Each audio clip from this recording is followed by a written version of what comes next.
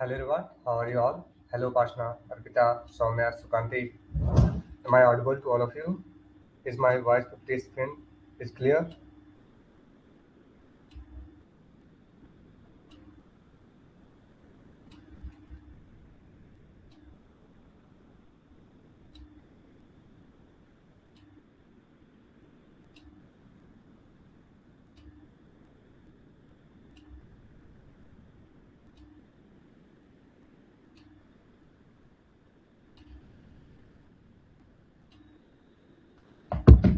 चलिए okay okay fine, सब कुछ क्लियर है। चलिए बढ़िया। तो उम्मीद है बाकी सभी बच्चे जल्दी से क्लासरूम में आ जाएं, है ना। So how is your revision preparation, everything is going on?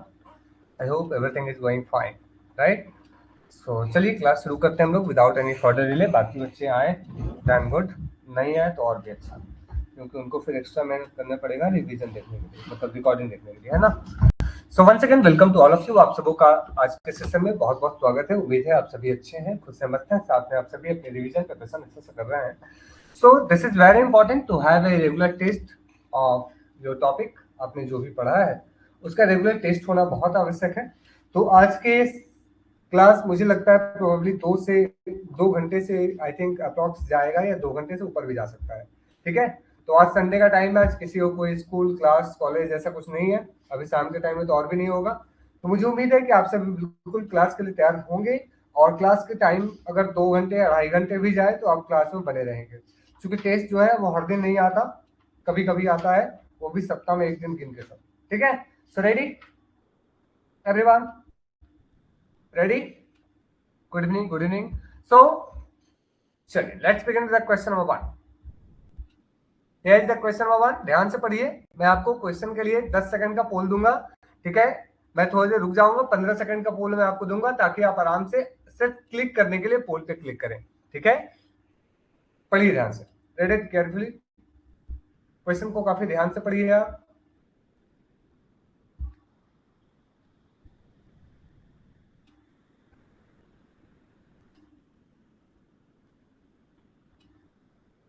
Red it carefully.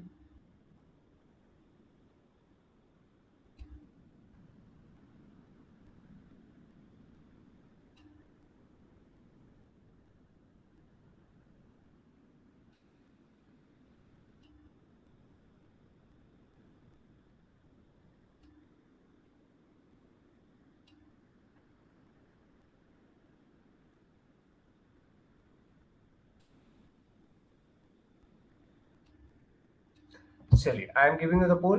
ध्यान से क्वेश्चन को पढ़ लिए होंगे, मुझे उम्मीद है। मैं आपको पोल प्रोवाइड कर रहा हूँ। ठीक है।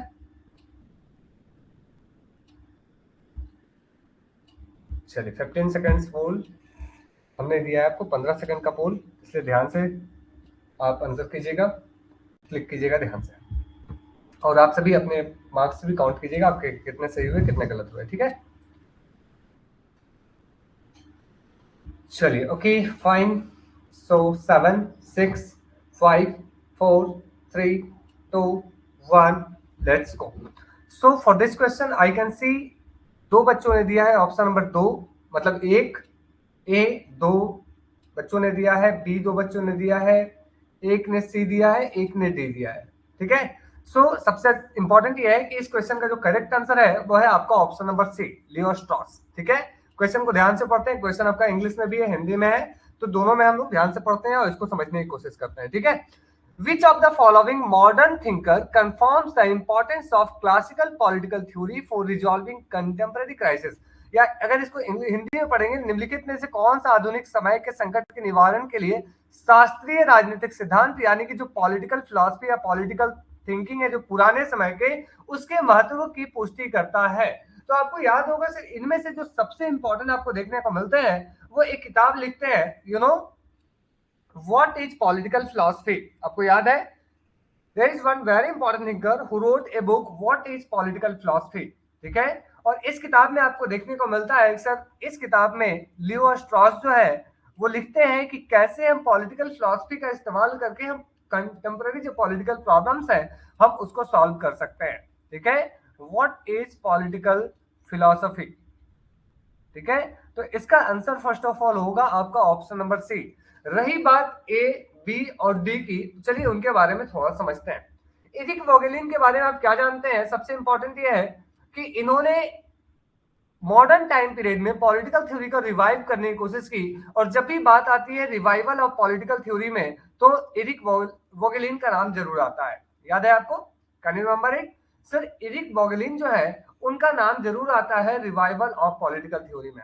जहां तक है बर्ट्रांड डी जोवेनेल, ये जो आप देख रहे हैं, इन्होंने पॉलिटिकल थ्योरी को प्योर थ्योरी ऑफ पॉलिटिक्स दिया है इन्होंने, समझ रहे हैं?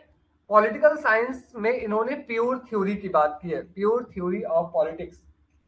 ठीक है, तो हमेशा ध्यान रखिएगा, जो जैसा है एज इट इज एम्पिरिकल, उसे वैसे एक्सप्लेन करने की जो बात की गई है, वो प्योर थ्योरी ऑफ पॉलिटिक्स किसके द्वारा बात की गई है? Bertrand D Jovenel. ये इंग्लिश, हिंदी में सही लिखा हुआ है, इंग्लिश में थोड़ा अलग है, बर्ट्रांड डी जोवेनेल। ठीक है, ऐसा कुछ स्पेलिंग होगा इसका। और जहां तक बात है माइकल ऑक्सफोर्ड, इनके बारे में भी तुरंत हमने कुछ क्लास पहले ही पढ़ा है कि सर ये जो थिंकर है, ये रैशनैलिटी के खिलाफ है। ये जो है एक किताब लिखते हैं रैशनलिज्म इन पॉलिटिक्स, और कुल मिलाकर देखा जाए तो ये एक ऐसे कंजर्वेटिव थिंकर है जो अनुदारवाद में, कंजर्वेटिज्म में, रैशनलिज्म के खिलाफ जाते हैं। ठीक है, तो ये आप ध्यान रखिएगा।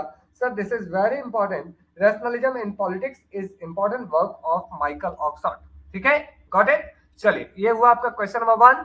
तो यहाँ पे इससे संबंधित जुड़े हुए हम लोग 4-5 क्वेश्चन और कर लेते हैं, फिर हम लोग आगे बढ़ेंगे। ज्यादा देर नहीं करेंगे, क्योंकि हमें टोटल कम से कम जो हमारा 20 क्वेश्चन प्लस है आज के लिए, उसको हम लोग पूरा करना है। साथ में कुछ एक्स्ट्रा फैक्ट्स भी हमें समझने की कोशिश करना है। चलिए, तो बताइए, इनमें से वो कौन से थिंकर हैं जो ग्रुप थ्योरी ऑफ पॉलिटिक्स से एसोसिएटेड है? Who is associated with group theory? Charles Merriam, Arthur Bentley, Robert Dahl, या तो फिर जैकब टेलमन। जैकब, माफ कीजिएगा, जैकब टेलमन। इनमें से कौन है जो आपके ग्रुप थ्योरी ऑफ पॉलिटिक्स से जुड़े हुए हैं? बिल्कुल sir, Arthur Bentley and David Truman. ये दो ऐसे थिंकर हैं जो खास तौर पे, दो ऐसे थिंकर हैं जो हमने पढ़ा था क्लास में, याद कीजिए आप, कि आर्थर बेंटले प्लस ट्रूमैन। ठीक है, आर्थर बेंटले लिखते हैं कौन सी किताब सर? याद है आपको? The process of government. Arthur Bentley लिखते हैं the process of government, sorry, the process of government. और ट्रूमैन लिखते हैं the governmental process, governmental process. ठीक है, तो ये दोनों जो है आपके, ये ग्रुप थ्योरी ऑफ पॉलिटिक्स से एसोसिएटेड है, आपको याद होगा। इसी में आगे देखने को मिलता है रॉबर्ट डहल जो है, ये फेमस है पॉलीआर्की के लिए, आपको याद होगा, प्लूरलिज्म के लिए फेमस है। जैकब टेलमन ने रूसो को एक इंपॉर्टेंट दर्जा दिया था, क्या आप बता सकते हैं किस चीज का दर्जा दिया गया था? रूसो ने, माफ कीजिएगा, जैकब टेलमन ने रूसो को एक बड़ी इंपॉर्टेंट बात कही थी कि भैया आप कैसे हो। तो जैकब टेलमन ने क्या कहा था? हु गवर्न्स, बिल्कुल डहल की बुक है। जैकब टेलमन ने रूसो के बारे में क्या कहा था?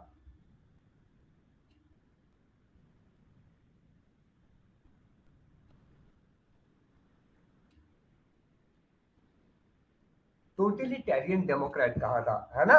वेरी गुड, तो आपको याद है, this is great to know, अच्छी अच्छी बात है, आपको याद है।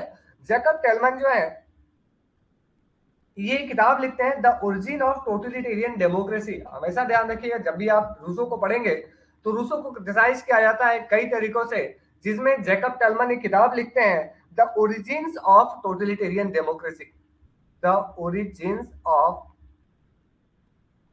टोटलिटेरियन डेमोक्रेसी, समझ रहे हैं? और इस किताब में उन्होंने रूसो को क्रिटिसाइज किया, क्या कहते हुए? ये कहते हुए कि रूसो जो है वो champion of liberty and democratic equality है, लेकिन टेलमन ये कहते हैं कि ये God father of a dangerous coercive form of politics की बात करते हैं।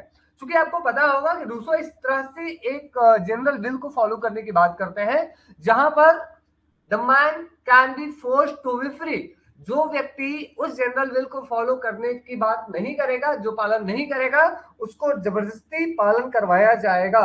और जब जबरदस्ती पालन करवाया जाएगा तब जो किंग होगा, तब जो राजा होगा, तब जो सॉवरेन होगा वो एब्सोल्यूट बन सकता है। इसलिए जैकब टैलमन ये आर्ग्यू करते हैं कि जनरल विल की जो आइडिया है वो एंटी प्लुरलिस्टिक है और ये कुल मिलाकर एक डेंजर ऑफ जनरल विल है। ये आप ध्यान रखिएगा, क्योंकि रूसो ने कहा the man can be forced to be free. ठीक है, ये ध्यान रखिएगा। चलिए नेक्स्ट क्वेश्चन, क्वेश्चन नंबर 2। ये बताइए किसने किताब लिखा the life and times of liberal democracy? The life and times of liberal democracy.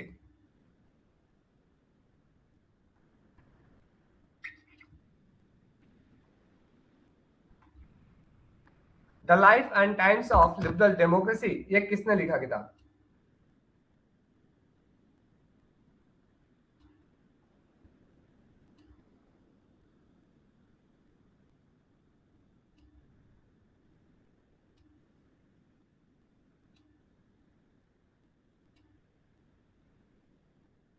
Very good, very good.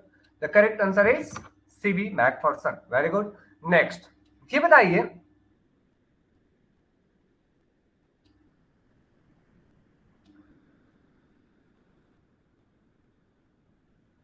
Who wrote the book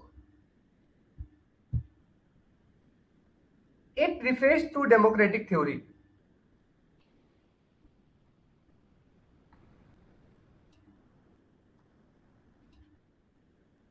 A preface to democratic theory, बताइए किसकी किताब है ये?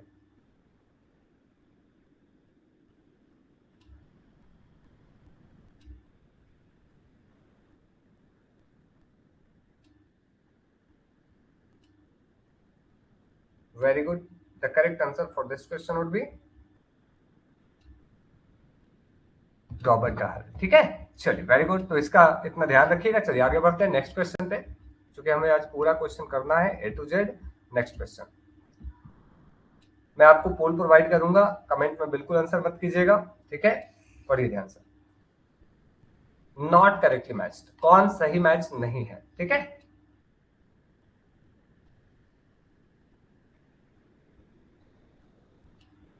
कौन सा इनमें से करेक्टली मैच नहीं है? Come on.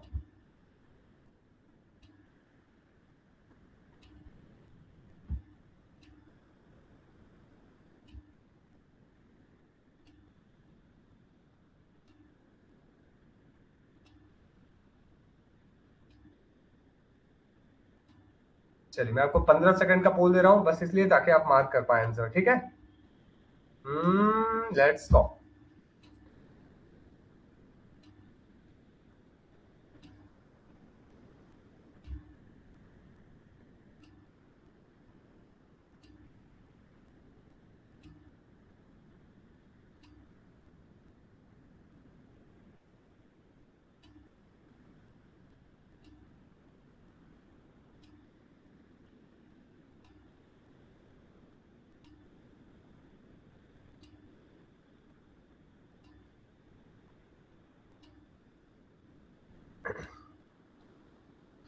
चलिए बताइए, time is up.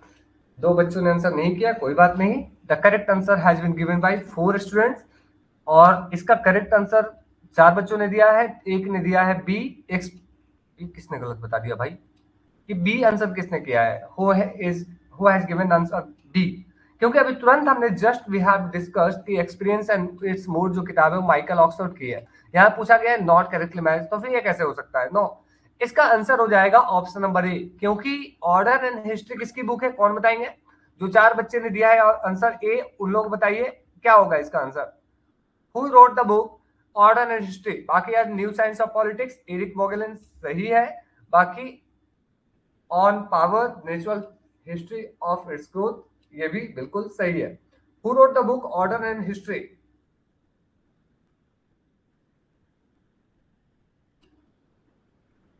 Who wrote the book order and history? Michael Foucault? नहीं, नो। इसका आंसर हो जाएगा एरिक वोगेलिन। ठीक है, ये जो आपका सी नंबर है वही है, Eric Voegelin is the correct answer. ठीक है, एरिक वोगेलिन जो है वही इस किताब को लिखते हैं। वही इस किताब को लिखते हैं जिस किताब का नाम है ऑर्डर एंड हिस्ट्री। ध्यान रखिएगा, बाकी एक्सपीरियंस एंड इट्स मोड ये माइकल ऑक्सफोर्ड की किताब है बिल्कुल। New science of politics Eric Voegelin की है। ऑन पावर ये जो है वो बर्ट्रांड डी जोवेनेल की है। इनके बारे में बताया अभी हमने कि इन्होंने प्योर थ्योरी ऑफ पॉलिटिक्स की बात की है, ये ध्यान रखिएगा। ठीक है, प्योर थ्योरी ऑफ पॉलिटिक्स की बात किसने की है? एरिक वॉगेलिन ने की है। ये बताइए प्योर थ्योरी ऑफ लॉ की बात किसने की है? Who discuss the concept of pure theory of law? कौन बताएंगे? Who discuss the concept of pure theory of law? कि कौन है जो प्योर थ्योरी ऑफ लॉ की बात करते हैं? Who discuss the concept of pure theory of law?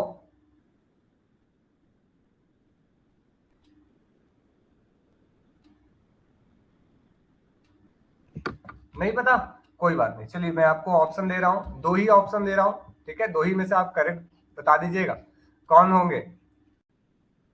चलिए, एक है आपके हंस मॉर्गेनथाउ और एक है हंस क्लासन। कौन देते हैं बताइए प्योर थ्योरी ऑफ लॉ? इन दोनों में से कौन देते हैं?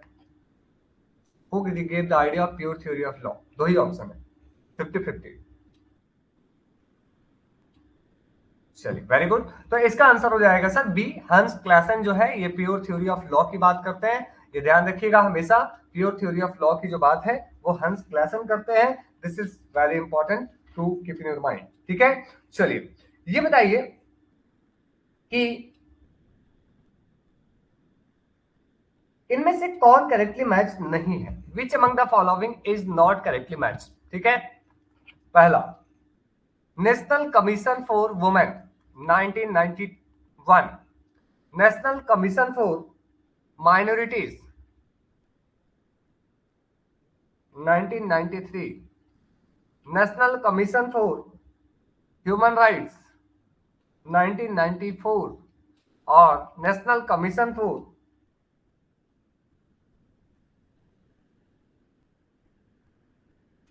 SC, national Commission for ST 2003। इनमें से कौन सा करेक्टली मैच नहीं है? मल्टीपल आंसर आपका सही हो सकता है, ठीक है? चलिए बताइए, नेशनल कमीशन से रिलेटेड एक क्वेश्चन है, बताइए इनमें से कौन सा करेक्टली मैच नहीं है? Which is not correctly match? Which is not correctly match?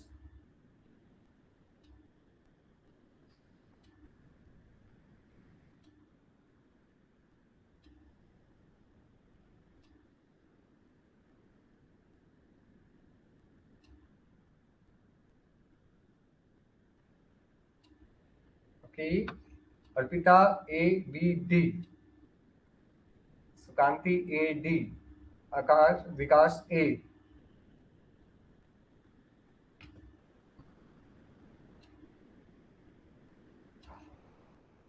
Okay चलिए, तो इसको समझते हैं एक बार। नेशनल कमीशन फॉर वुमेन हमेशा याद रखिएगा ये 1992 में बनता है, ठीक है? नेशनल कमीशन फॉर वुमेन जो है ये national women commission act 1990, national commission women act 1990 से बनाया जाता है। कब स्थापित होता है फाइनली? ये बनता है 1992 में, 2 सालों के बाद। ये हमेशा ध्यान रखिएगा, ठीक है? National Commission for women it was established in 1991, ठीक है? ये ध्यान रखिएगा, this is very important. Next, national Commission for minorities, ठीक है? ये जो बनाया जाता है ये 1993 में बनाया जाता है, बिल्कुल सही है। नेशनल कमीशन फॉर माइनॉरिटीज जो है ये 1993 में बनाया जाता है, इसमें कोई दिक्कत कोई शिकायत नहीं है। ए गलत था, बी बिल्कुल सही है, ठीक है? बी बिल्कुल सही है। C, national commission on human rights, national commission on human rights ये जो है ये आपका national protection of human rights act आता है 1993 में। ध्यान दीजिएगा, प्रोटेक्शन एक्ट जो आता है, ह्यूमन राइट प्रोटेक्शन एक्ट, ये 1993 में आता है और इस एक्ट के माध्यम से ये एस्टैब्लिश होता है अक्टूबर 12 अक्टूबर 1993 में। तो ये याद ध्यान रखिएगा कि national Commission for human rights ये भी बिल्कुल 1993 में आता है, तो ये भी गलत था, ये भी गलत था। अब आता है नेशनल कमीशन फॉर एसटी, ठीक है, नेशनल कमीशन फॉर एसटी। तो नेशनल कमीशन फॉर एसटी के बारे में ध्यान रखिएगा, ये जो है वो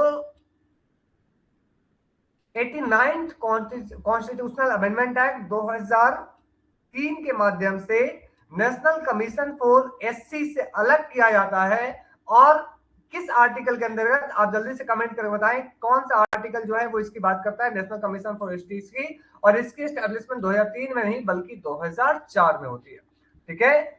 ये एक्ट 2003 में आता है लेकिन फाइनली ये 2004 में बनता है, ये ध्यान रखिएगा, ये 2004 में बनता है। गॉट इट, क्लियर, ये 2004 में बनता है। अब पॉइंट ये है कि sir national Commission for ST जो है ये किस आर्टिकल में आता है, ठीक है। तो आप सभी एक साथ आंसर, सुकांति, उपासना, सोनाली, सभी लोग बोल रहे हैं 338 बी। लेकिन दुख की बात यह है, अर्पिता भी साथ दे रहे हैं, वाह। दुख की बात यह है national Commission for SC 338, national Commission for ST, national Commission for ST 338 ए, और national Commission for backward class ये जो है 338 बी। अब आप लोग बताइए क्या सही क्या गलत, कितना सही कितना गलत। एग्जाम में भी ऐसे गलती कीजिएगा, बोलिएगा सर आपने तो गलत पढ़ाया था, हमें क्या, हमारा तो गलत हो गया, अगले बार पक्का याद करके जाएंगे। नहीं, ध्यान रखिए, ठीक है। Please take care of this thing, try to take time, अपना समय लीजिए, सोचिए, उसके बाद आंसर कीजिए, ठीक है। हड़बड़ी में एग्जाम में भी आपको ऐसा लगेगा कि यही आंसर होगा, लेकिन जब आप एग्जाम से आएंगे तो फिर आपको एहसास होगा कि वो मेरा हड़बड़ी से या जल्दबाजी में वो जो सवाल था वो गलत हो गया। इसलिए प्लीज इस बात का ध्यान रखिए हमेशा। आपने धुरंधर नहीं देखा अभी तक? धुरंधर में क्या कहा जाता है कि आपकी जो सब्र है और नजर है वो आपकी सबसे कीमती हथियार है। हमेशा सब्र रखें और अपनी नजर पे ध्यान रखें, समझ रहे हैं? नजर और सब्र, ये दोनों पे अगर आपका कंट्रोल है तो आप किसी भी युद्ध को जीत सकते हैं। जल्दबाजी हर काम में नहीं करना चाहिए, समझ रहे हैं? चलिए आगे बढ़ते हैं। नेक्स्ट नेक्स्ट ये बताइए, ग्रेट लीप फॉरवर्ड प्रोग्राम किस लीडर के द्वारा चलाया गया था? ग्रेट लीप फॉरवर्ड प्रोग्राम किस लीडर के द्वारा चाइना में चलाया गया था? किस लीडर के द्वारा? बिल्कुल सर, माओ में। और इसका टाइम पीरियड क्या था, कौन बताएंगे? What was the time period?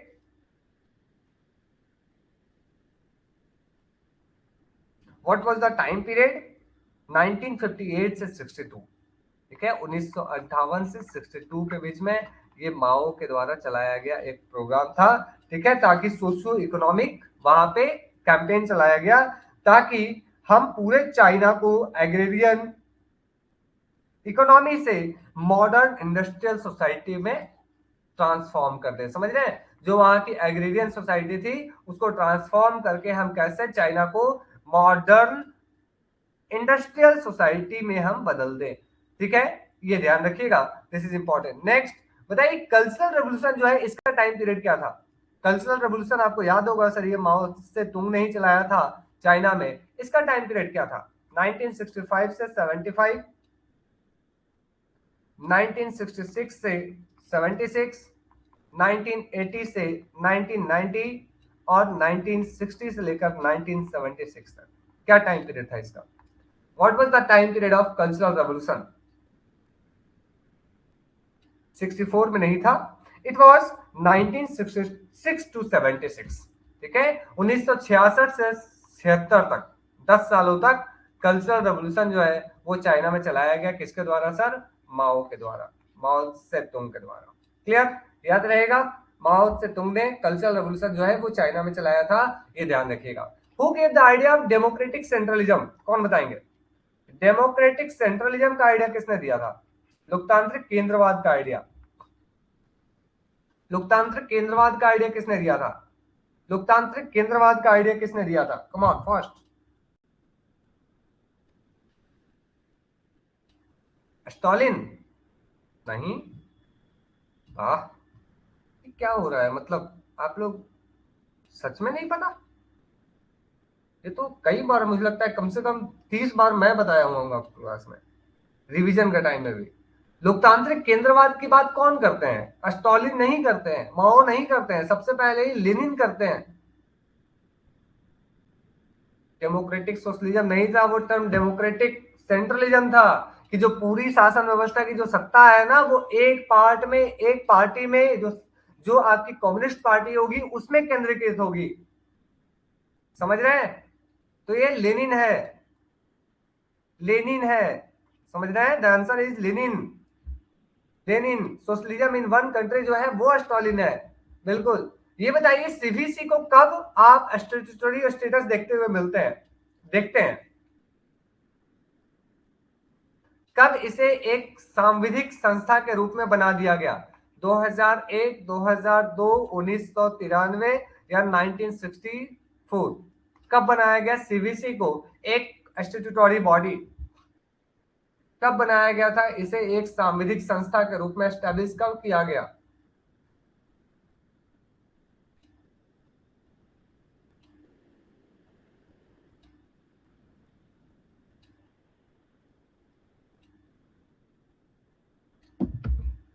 Santram committee की रिपोर्ट से 1964 में बना था, और 2003 में इसे 2003 मैंने ऑप्शन नहीं दिया क्या?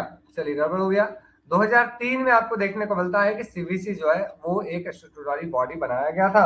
ये आपको ध्यान रखना होगा, दिस इज वेरी इंपॉर्टेंट। ठीक है, चलिए नेक्स्ट क्वेश्चन पे चलते हैं।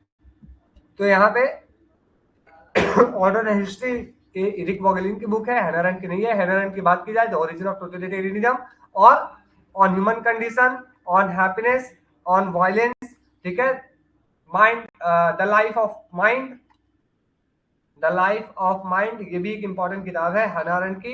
ठीक है, याद रखिएगा हैना अरेंट के बारे में कई सारी चीजें हैं, आगे हम लोग नेक्स्ट क्लास में इसको चर्चा करेंगे। ठीक है, चलिए ये बताइए दिलचस्प सवाल। इनकंसिस्टेंट स्टेटमेंट, कौन सा स्टेटमेंट असंगत है, कौन सा गलत है? समझ रहे हैं? मैच्ड है मतलब गलत, मैच्ड है, ये आपको बताना है। Which is not correctly match. मैं आपको अभी पोल प्रोवाइड करूंगा, आप ध्यान से क्वेश्चन को पढ़िए। ठीक है, हाँ हाँ कुछ बोल रहे हैं Arpita, are you telling something? बोलिए, कोई कुछ बता रहे हैं क्या? चलिए पढ़िए ध्यान से।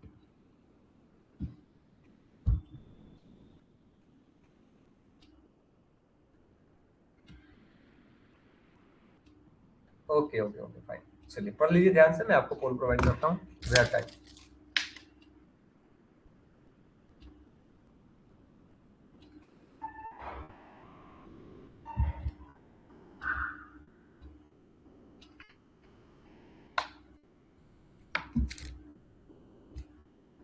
चलिए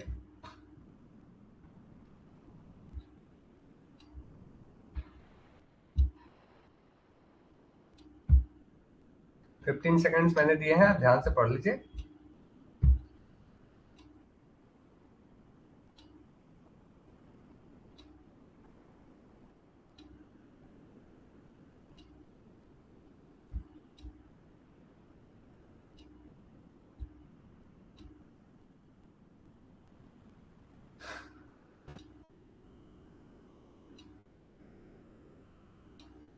चलिए टाइम इज अप, और इस सवाल का जो करेक्ट आंसर है वो दो बच्चों ने दिया है, ऑप्शन नंबर डी। ठीक है, इसका जो करेक्ट आंसर है, ठीक है, इसका जो करेक्ट आंसर है वो है आपका ऑप्शन नंबर डी। ठीक है, कुछ ही सवाल आपको हार्ड लगेंगे अर्पिता, मैंने कुछ ही सवाल जो है वो मतलब वहां से लिए हैं, और बाकी जो सवाल है वो आपको बिल्कुल ऐसा लगेगा कि हम सभी ने बिल्कुल पढ़ा है। ठीक है, only few question, I think 2 और 3 और 4 क्वेश्चन आर देयर कि वो थोड़ा सा आपको डिफरेंट लगेगा, बाकी सारे क्वेश्चन जो है वो हमने कभी ना कभी क्लास में डिस्कस किए हैं। समझ रहे हैं? चलिए, बाकी सारे सवाल जो है हमने ये डिस्कस नहीं किया कभी भी, इसका याद रखिएगा, आंसर डी होगा। ठीक है, बाकी जो है ऊपर से पॉलिटिक्स इज कंसिस्टेंटली डिसअपॉइंटिंग, ये जॉन डन का आइडिया है। Politics is like a strong but slow drilling through hard bond, राजनीतिक हार्डबोर्ड के जैसे मजबूत लेकिन धीमी बोरिंग है। मैक्स वेबर राजनीति को निराश करने के लिए बनाया गया, जी स्टॉकर ये कहा है, बाकी स्टेटमेंट डी जो है माइकल ऑक्सफोर्ड ने नहीं दिया है। ठीक है, चलिए नेक्स्ट। चलिए यहाँ पे एक सवाल आ गया है, इसी को हम लोग कर लेते हैं जल्दी से। पढ़िए से, read it carefully. Which of the following is not a characteristics of traditional political theory? अब देखिए ये सवाल पढ़ा हुआ है, इसमें आप ऐसा नहीं कर सकते कि सर ये सवाल हमने बिल्कुल कभी भी डिस्कस नहीं किया है। समझ रहे हैं? This question we have already discuss in the classroom. पढ़िए ध्यान से, कमेंट में आंसर मत कीजिएगा, मैं आपको पोर्ट प्रोवाइड करूंगा, ठीक है?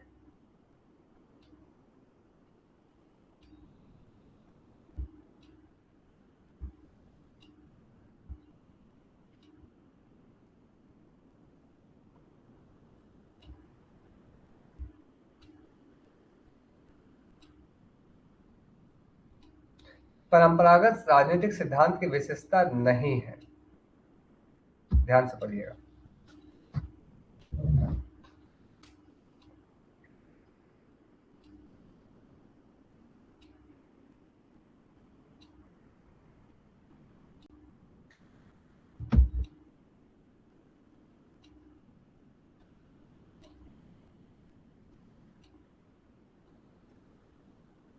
चलिए ऑलमोस्ट ऑलमोस्ट सभी ने आंसर कर दिया है, वेरी गुड, करेक्ट। सो इसका आंसर आप सभी ने लगभग करेक्ट किया आंसर, और इसका आंसर ऑप्शन नंबर बी होगा, क्योंकि जो आपके ट्रेडिशनल पॉलिटिकल थ्योरी है वो कहीं से भी ह्यूमन बिहेवियर को स्टडी नहीं करती है, रादर ग्रेट इश्यूज को स्टडी कर सकता है, आइडियल स्टेट की बात कर सकता है, चाहे वो प्लेटो हो, चाहे वो आपके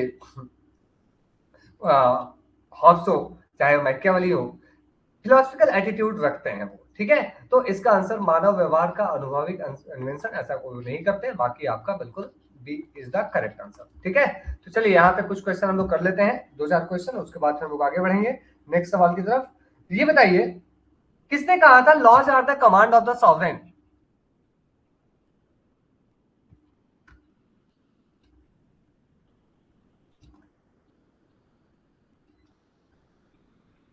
Laws are the command of the sovereign. Who stated that laws are the command of the sovereign? तो इसका आंसर हो जाएगा, बताइए जल्दी से, Who said that laws are the command of sovereign? तो इसका आंसर हो जाएगा जॉन ऑस्टिन, ठीक है? जॉन ऑस्टिन, याद रखिएगा आप लोग। चलिए नेक्स्ट सवाल, किसने कहा था everything is inside the state? Everything is inside the state, nothing outside it, nothing outside it, nothing against the state. सब कुछ राज्य के भीतर है, राज्य के बाहर कुछ भी नहीं, और कुछ नथिंग अगेंस्ट द स्टेट, कुछ भी स्टेट के अगेंस्ट भी नहीं है। तो इसका आंसर हो जाएगा बिल्कुल मुसोलिनी, ठीक है? जो 1922 में मुसोलिनी, ठीक है? ध्यान दीजिएगा, जो 1922 में इटली में शासन में आता है, ये आपको ध्यान रखना होगा। नेक्स्ट, ये बताइए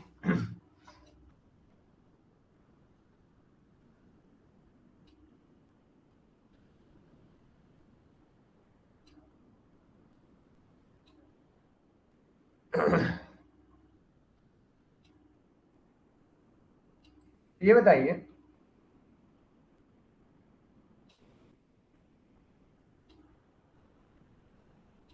वो कौन सा केस है जिस केस से नोटा जैसा एक रिजल्ट निकल कर आता है 2013 में? वो कौन सा केस था जिससे नोटा नन, जो ये नोटा है उसकी कॉन्सेप्ट जो है वो निकल कर आता है? बताइए, नोटा केस किस केस से निकल, मतलब NOTA was the result of which case?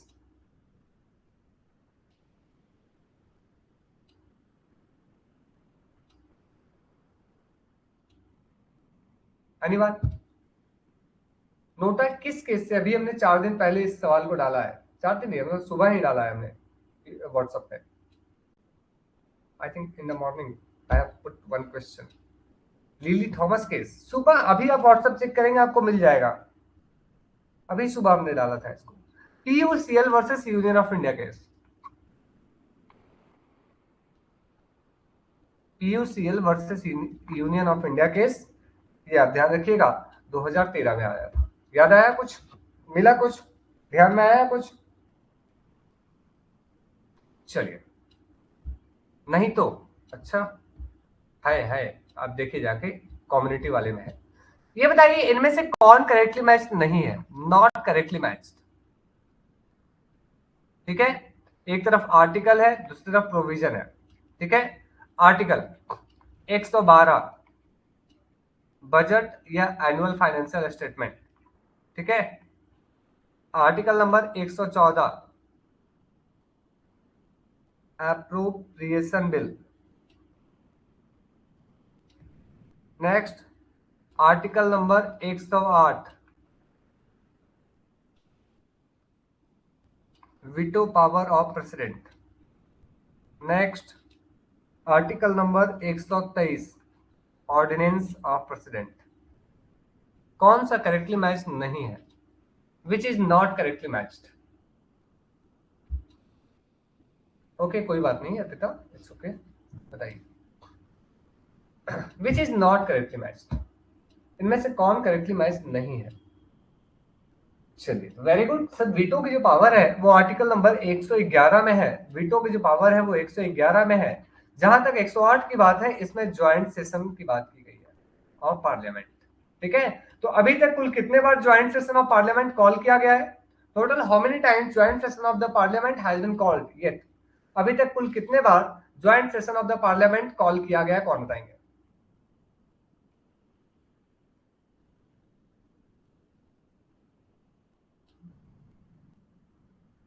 कुल कितने बार joint session of the parliament बुलाया गया है, 3 बार। ठीक है, इसको कैसे आप याद करेंगे, 61, 78 और 2002। 2002 में जो था वो आपका पोटा से रिलेटेड था। 1978 में जो आपका था वो बैंकिंग बिल से रिलेटेड था। 1961 में जो था ये डॉरी से रिलेटेड था।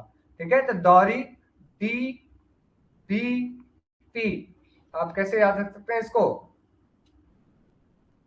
डाउन बीपी, याद रहेगा, डाउन बीपी। ऐसे याद करेंगे आप, ऐसे याद करेंगे आप कि सर बीपी डाउन हो जाता है। ठीक है, down BP, joint session member, member उसमें दोनों होते हैं सौम्या। अगर जब भी ज्वाइंट सेशन ऑफ पार्लियामेंट होता है तो उसमें लोकसभा राज्यसभा दोनों के मेंबर साथ में बैठते हैं। ठीक है, और दोनों के मेंबर साथ में बैठ के उसमें वोटिंग करते हैं। उसमें जो चेयर होते हैं वो आपके लोकसभा के स्पीकर होते हैं। और joint session of the parliament तब बुलाया जाता है जब कोई जनरल बिल हो, सामान्य विधेयक हो, और उस पे दोनों हाउस एग्री नहीं कर पा रहे हो।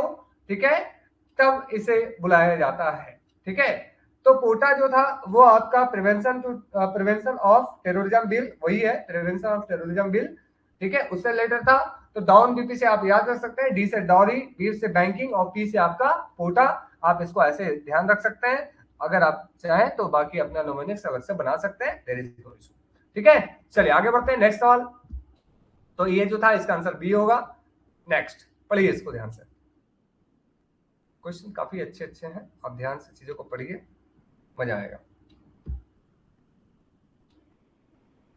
ये क्वेश्चन ऐसा बिल्कुल भी नहीं है कि हमने कभी क्लास में डिस्कस नहीं किया है। ये क्वेश्चन ऐसा बिल्कुल भी नहीं है कि आप नहीं कर सकते हैं। ध्यान से करेंगे हो जाएगा, जल्दबाजी में करेंगे मुश्किल आएगी। कीजिए, तब मैं आपको पुल प्रोवाइड करूंगा। ठीक है,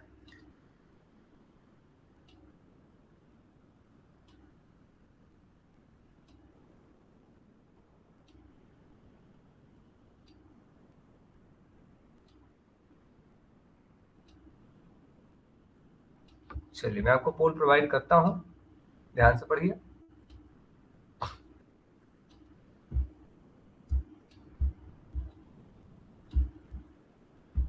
चलिए मैं 30 सेकंड का प्रोवाइड करता हूं, आप ध्यान से आंसर करते रहिएगा। ठीक है, 30 सेकंड का हमने प्रोवाइड किया है।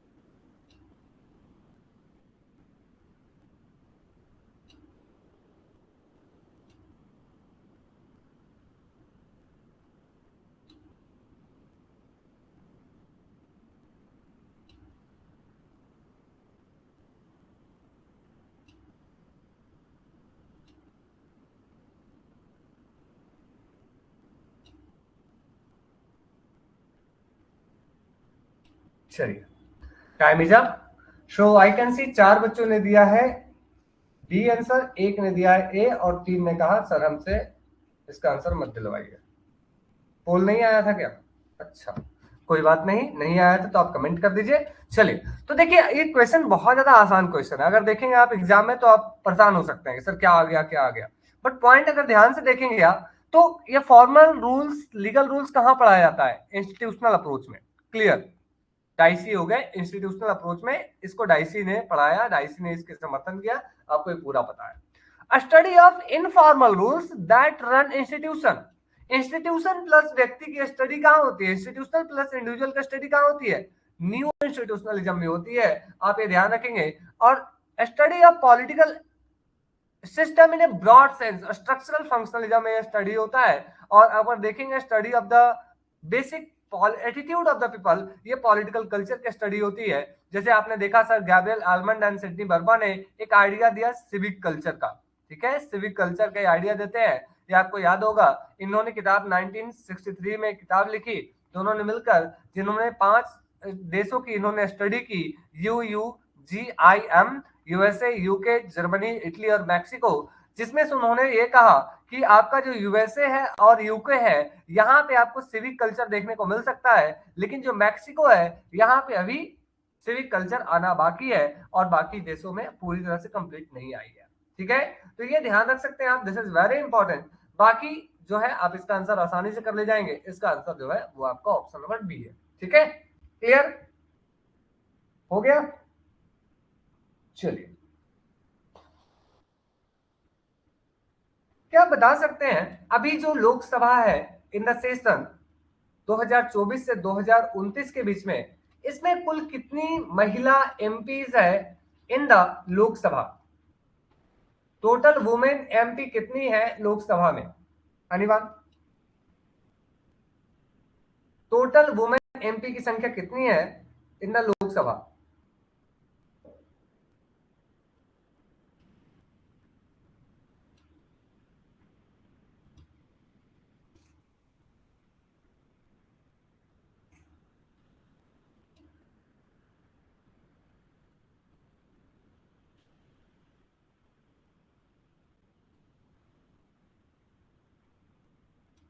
एटीन्थ लोकसभा, 17th में आपके 78 थे। अभी कितने हैं? अभी कितने हैं? चलिए, तो ये ध्यान रखिएगा, इंपॉर्टेंट डाटा है, आपसे एग्जाम में कभी पूछा जा सकता है। 2024 में जो 18th लोकसभा निकल कर आया, इसमें 74 महिलाएं हैं। और इसके पहले 2019 में जो इलेक्शन हुआ था, जो 17th लोकसभा था, इसमें 78 महिलाएं थी। ठीक है, ये ध्यान रखिएगा, दिस इज वेरी इंपॉर्टेंट। अब याद रहेगा, अब याद रहेगा। चलिए, ये बताइए नारी शक्ति वंदन अधिनियम जो था वो कौन सा अमेंडमेंट एक्ट था? विच amendment act, which constitutional amendment act was नारी शक्ति वंदन अधिनियम?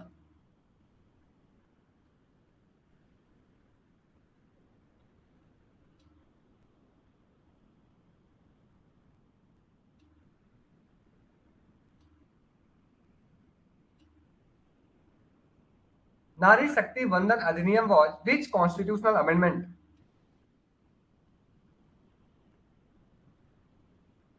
एनीवन? चलिए, तो ध्यान दीजिएगा सर, 106वां संवैधानिक संशोधन था ये, 106 अमेंडमेंट एक्ट। ठीक है, दिस इज वेरी इंपॉर्टेंट कि 106वां संवैधानिक संशोधन था और इसके माध्यम से क्या किया गया, आपका जो लोकसभा है, आपका जो विधानसभा होगा राज्यों में, वहां पर 33% जो महिलाओं के लिए सीट है वो रिजर्व कर दिया जाएगा। इसमें ये प्रोविजन हुआ। ठीक है, बिल का नंबर 128 का, बिल्कुल ये ध्यान रखिएगा। ठीक है, चलिए नेक्स्ट, ये पढ़िए सर, रीड इट केयरफुली। ये भी आपको सब कुछ पढ़ाया हुआ है, इसमें कोई ऐसा नहीं है कि नहीं पढ़ाया हुआ है, हमने सब कुछ डिस्कस किया है क्लास में। बताइए क्या होगा इसका आंसर? आपका कोड जो है ऑप्शन का वो नीचे दिया हुआ है, हिंदी के नीचे, वहां से आप देख लीजिएगा। ठीक है, ये जो इंग्लिश में लिखा हुआ है राजीव भार्गव, इसको ठीक कर लीजिएगा। ठीक है, ये थोड़ा सा,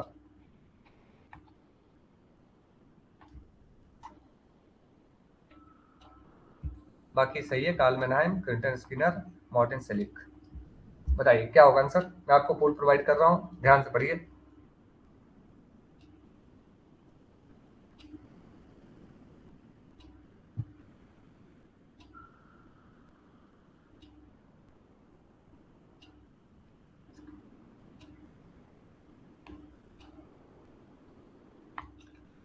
पंद्रह सेकंड का हमने टाइम दिया, ध्यान से पढ़ के आराम से कीजिए आंसर।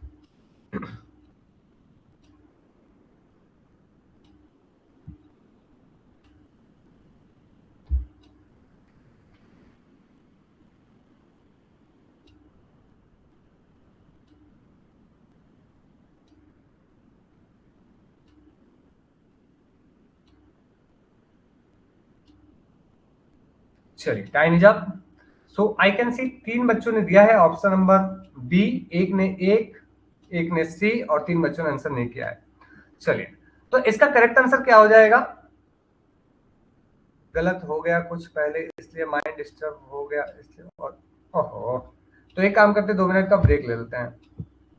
सोनाली पोल नहीं आ रहा, पोल नहीं आ रहा, तो एक बार रीज्वाइन कर लीजिए, पॉसिबली पोल आ जाएगा, है ना। थोड़ा काम हो जाइए, हो जाएगा सही, कोई गलत नहीं होगा, ठीक है। चलिए ध्यान से पढ़िए, इसको ध्यान से कीजिए आंसर, इट विल करेक्ट। कुछ टफ वैसा नहीं है, इसको सब कुछ हमने क्लास में डिस्कस किया है। आपको ये बात तो याद होगा सर, सोशियोलॉजी ऑफ नॉलेज किससे रिलेटेड है। सोशियोलॉजी ऑफ नॉलेज यानी कि ज्ञान का समाजशास्त्र, ये तो याद होगा, कार्ल मनहाइम से रिलेटेड है, आइडियोलॉजी एंड यूटोपिया, ये तो याद होगा। आइडियोलॉजी एंड यूटोपिया, कार्ल मनहाइम जो है इसकी बात करते हैं, जैसे ही मिलेगा ये आपका आंसर हो जाएगा ये। वैसे तार्किक प्रत्यक्षवाद, ये जो लॉजिकल पॉजिटिविज्म की बात है, ये आपका वियना सर्कल से निकल कर आता है, ठीक है। ये वियना सर्कल से आता है, और इसके जो फाउंडर है वो कौन है सर, मतलब इसके जो सपोर्टर है वो कौन है सर, मॉट, ये जो है आपके मॉर्टिस सेलिक, ये है एसोसिएटेड, ठीक है। तो ए का चार, बी का 3, जो कॉन्टेक्ट कंटेक्सचुअलिज्म है, आपको याद होगा सर, जो संदर्भवाद है, ठीक है, ये क्विंटन स्किनर से रिलेटेड है, ठीक है। कंटेक्सचुअलिज्म है, ये क्विंटन स्किनर से रिलेटेड है। जहां तक ये है आपका लैंग्वेज बेस्ड थॉट, भाषा संबंधित चिंतन, ये आपका राजीव भार्गव से रिलेटेड है, ठीक है। तो इस प्रकार अगर आप देखेंगे ध्यान से, तो इसका आंसर हो जाएगा ऑप्शन नंबर बी, हो जाएगा सही। क्यों, आराम से कीजिए, देयर इज नो हरी। बिल्कुल, ये जो कंटेक्सुअलिज्म है स्किनर की है, समझ रहे हैं। सोशियोलॉजी ऑफ नॉलेज जो है मैनहाइम की है, कई बार हमने क्लास में डिस्कस किया है। रही बात तार्किक प्रत्यक्षवाद की, यानी कि लॉजिकल पॉजिटिविज्म की, तो आपको याद होगा सर, ये जो है आपका वियना सर्कल से एसोसिएटेड है, और इसमें मॉरिस सेलिक जो है वो इसके सपोर्टर है, ये आपको ध्यान होगा। फादर ऑफ पॉजिटिविज्म के रूप में अगर देखें, तो पॉजिटिविज्म की बात कौन करते हैं सर, ये अगस्ट कॉम्टे करते हैं, ठीक है। पॉजिटिविज्म किसमें विश्वास करता है सर, तो पॉजिटिविज्म जो है आपका इंपेरिकल, यू नो, ऑब्जर्वेशन में विश्वास करता है। जो हमारी सेंस ऑर्गन 5 है, वो जो भी ऑब्जर्व करती है वो सिर्फ उसी को सही मानता है, उसके अलावा वो कुछ भी सही नहीं मानता। जहां तक कंटेक्सुअलिज्म की बात है, कंटेक्सुअलिज्म एक ऐसी विचारधारा, एक ऐसा अप्रोच है जो कहता है कि आप अगर आज जैसे दिख रहे हो, आप दूसरे परिस्थिति में, दूसरे टाइम पीरियड में, या दूसरे ऐसे परिस्थिति में चले जाएंगे, वही आप जो है वो बदल जाएंगे, समझ रहे हैं ना। मतलब हर कुछ जो है, जैसे पोस्ट मॉडर्निज्म का जो आइडिया है, वो कंटेक्सुअलिज्म को ही बेस मानता है, ये कोई फाउंडेशनल थ्योरी को बेस नहीं मानता, ठीक है। तो इस प्रकार इसका आंसर जो हो जाएगा वो होगा आपका ऑप्शन नंबर बी। चलिए, अब हम लोग कुछ 2-4 सवाल थोड़ा डिफरेंट कर लेते हैं, ताकि आपका माइंड भी फ्रेश हो जाए, ठीक है, और आप कुछ और भी डिस्कस करें, मतलब उसके लिए तैयार हो जाए, ठीक है। क्या आप बता सकते हैं कि sir who gave the idea of new federalism. Can anyone comment in the chat box कि सर न्यू फेडरलिज्म का आइडिया किसने दिया है। नव संघवाद, ये अमेरिका में दिया गया, तो अमेरिकन थिंकर होंगे, इतना ध्यान रखिए। न्यू फेडरलिज्म, कोई अमेरिकन लीडर हो सकते हैं, थिंकर हो सकते हैं, एनीवन, एनी आइडिया। ऑप्शन दे, चलिए ऑप्शंस आर देयर। पहला डी टॉकविले, दूसरा जेम्स प्राइस, तीसरा आइजनहावर, और फोर्थ रोनाल्ड रेगन। अब बोले सर ऑप्शन का है दिया ऐसा, सब एक ही जैसा दिख रहा है, हमको क्या पता कौन होगा answer. Who gave the idea of new federalism? Federalism तो हम सभी पढ़े हैं, बट नव फेडरलिज्म यानी कि नवीन फेडरलिज्म की बात किसने की है? नवीन संघवाद की बात किसने की है? क्या होगा आंसर बताइएगा? What can be the correct answer for this question? Come on, Arpita Sonali अपने आंसर दे रहे हैं, बाकी सभी बताएं। चलिए, तो बिल्कुल सही है, ठीक है, वेरी गुड, गेस आपका बिल्कुल सही है, और इसका करेक्ट आंसर जो होगा वो होगा रोनाल्ड रेगन। ठीक है, रोनाल्ड रेगन जो है वो इसकी बात करते हैं न्यू फेडरलिज्म की। एक्चुअली ऐसा है कि अमेरिका में जो सेंटर है वो स्टेट को ग्रांट देता है, समझ रहे हैं, ग्रांट सिस्टम मतलब हेल्थ, फाइनेंशियल हेल्थ। तो इसी में जो ये लेन देन है इसमें रोनाल्ड रेगन जो है एक बड़ी बदलाव करते हैं। ठीक है, ये बड़ी बदलाव करते हैं। अच्छा, आप सॉल्व किए हैं, very good.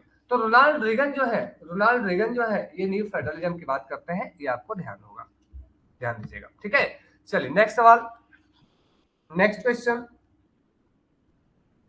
Who made distinction between symmetric and asymmetric federalism? Asymmetric और symmetric federalism के बीच में किसने डिस्टिंक्शन किया है? Who made distinction between symmetric and asymmetric federalism? Anyone? Anyone? Who made distinction between? चलिए, तो इसका आंसर मैं आपको बता दे रहा हूं, इसका आंसर है चार्ल्स डाल्टन। चार्ल्स डाल्टन, ठीक है, ये फेडरलिज्म के बीच में डिस्टिंक्शन करते हैं। अब आप पूछेंगे सर इसका मतलब क्या है? What is the difference between symmetric and asymmetric federalism? Symmetric का मतलब आपको पता है, सिमेट्रिक मतलब सब कुछ बराबर है। जैसे आप अमेरिका में देखिए तो वहां की जो सीनेट है, वहां के 50 स्टेट हर राज्य से दो दो भेजते हैं मेंबर्स, और मिलकर टोटल 100 मेंबर्स हो जाते हैं सीनेट में। वहां पे ना तो 99 हो सकता, ना तो 101 हो सकता, मतलब पूरा 100 होना पक्का जरूरी है। 100 होते हैं, इतना ध्यान रखिएगा। जहां तक इंडिया की बात है, कनाडा की बात है, आप देखिए सर राज्यसभा में जहां उत्तर प्रदेश का दबदबा होता है, यूपी का दबदबा होता है, वह बाकी छोटे राज्य जैसे कि सिक्किम है, गोवा है, इनका एक दो मेंबर ही सिर्फ वहां पहुंच पाते हैं। तो इस तरह से आप देखेंगे कि सर जब हमारे लैंग्वेज, कस्टम, आपकी कल्चर, पॉपुलेशन, इसके आधार पे जब आपकी रिप्रेजेंटेशन को सुनिश्चित किया जाता है, तब ये आपका एसिमेट्रिक फेडरलिज्म की बात होती है यहाँ पे। और सिमेट्रिक मतलब जब आपका सारा के सारे लोग जो है वो बराबर होल्ड करते हैं, सारे लोग मतलब स्टेट यूनिट्स, सारे यूनिट्स जो है जब एक समान पावर होल्ड करें तो इसको सिमेट्रिक कहते हैं। क्या ये क्लियर हुआ? विकास समझ पाए आप? Got the point? Clear?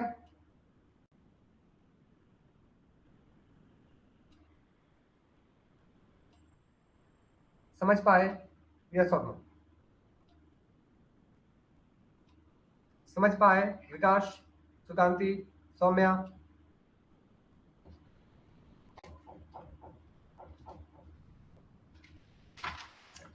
Got it? चलिए बढ़िया, नेक्स्ट आगे बढ़ते हैं। ये बताइए, who coined the term soft power? Soft power term किसने दिया है? Who coined the term soft power? Joseph Nye, very good. Who gave the theory of heartland theory? Who gave a very important geopolitical theory, heartland theory? Heartland theory की बात कौन करते हैं? हॉटलैंड theory की बात कौन करते हैं?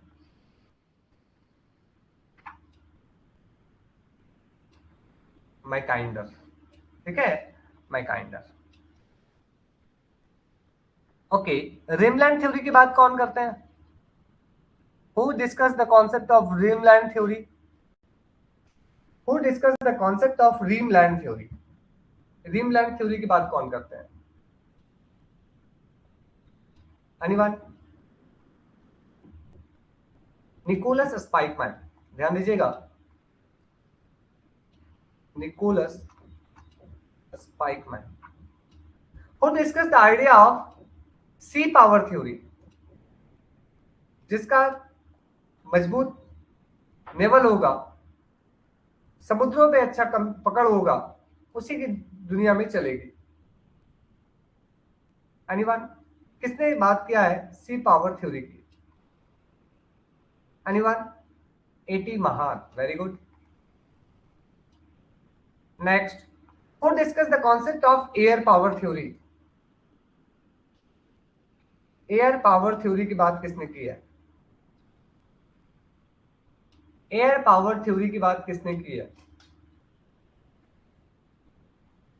एयर पावर थ्योरी की बात किसने की है? Alexander de Seversky. Alexander de Seversky, ध्यान रखिएगा। Who discuss the concept of water conflict theory? कि भविष्य में जो कॉन्फ्लिक्ट हो सकता है वो वाटर जैसे इंपॉर्टेंट रिसोर्स के लिए हो सकता है। Water conflict theory, Peter H गिलिक।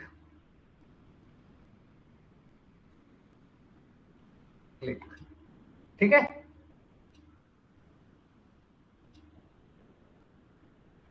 Got it? चलिए अब कुछ सवाल कर लेते हैं, ये आप लोग नोट कर लीजिएगा, अपने नोट्स में ऐड कर लीजिएगा। बाकी हम लोग चलते हैं नेक्स्ट सवाल पे। तो ये ध्यान रखिएगा, बाकी हमने दिया है, आगे बढ़ते हैं। ये पढ़िए, read it carefully. Air power theory जो है वो दिया गया है Alexander de Seversky, ALEXENDER, Alexander de DESAVERSKY। इसका मतलब यह है कि जो ऑयल पाइपलाइन, मिलिट्री बेसिस और रिसोर्स एरिया पे एयर के माध्यम से कंट्रोल करेगा, एयर स्पेस के माध्यम से, वो आपके लास्ट वाला नया था। अच्छा, वाटर कॉन्फ्लिक्ट थ्योरी देख लेता हूं क्या था, एक मिनट। अच्छा, वाटर कॉन्फ्लिक्ट थ्योरी, ये जो है आपके पीटर एच गिलिक, GLEIC के है, ठीक है, GLEIC के, ठीक है।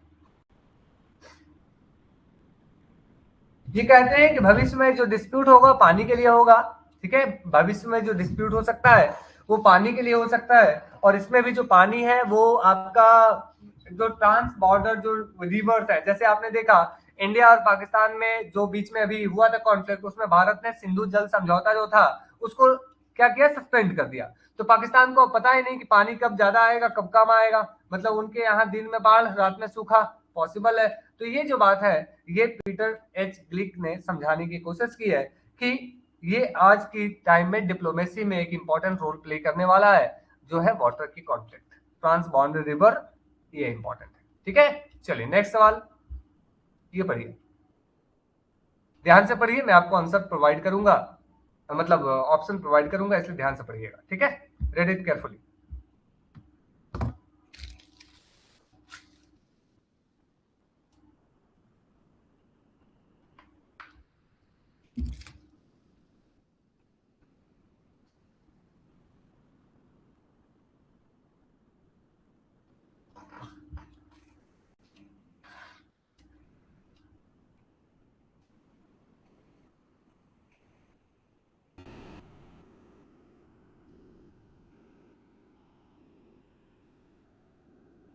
चलिए मैं आपको ऑप्शन देता हूँ, पोल 30 सेकंड के दे रहा हूँ, तो आप आराम से इसको आंसर कीजिएगा। चलिए,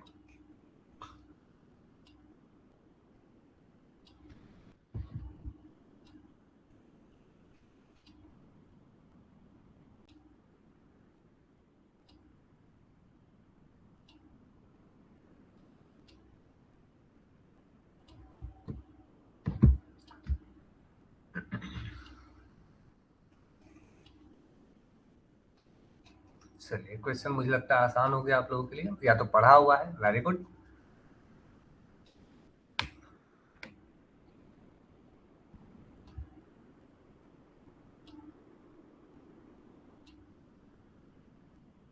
चलिए time is up, so 7 have given the correct answer, very good.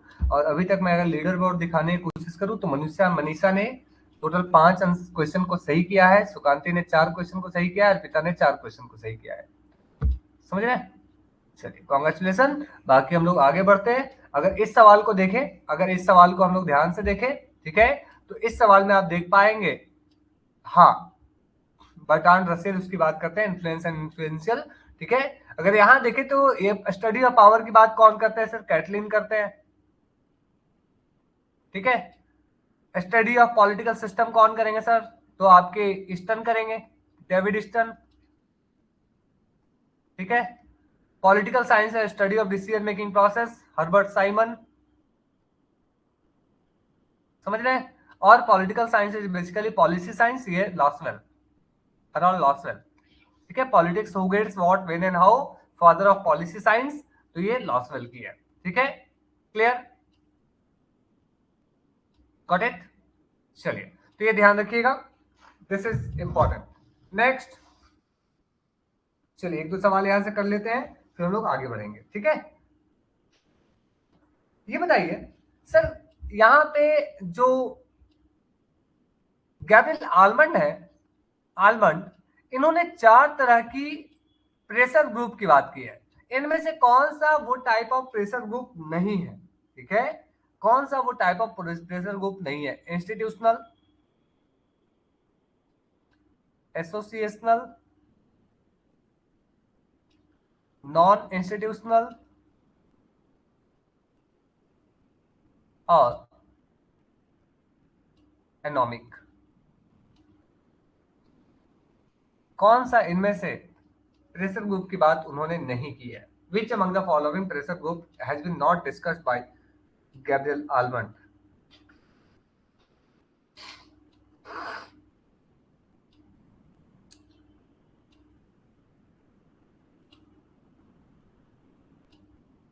चलिए वेरी गुड, सी नहीं किया है, एग्जैक्टली, गुड सर, सी नहीं है। ये बताइए गैब्रियल आलमंड का जो पॉलिटिकल सिस्टम पूरा का पूरा जो स्ट्रक्चर फंक्शनल अप्रोच है, उसके कई सारे फीचर्स हैं, इनमें से कौन सा एक फीचर नहीं है? कॉम्प्रिहेंसिव,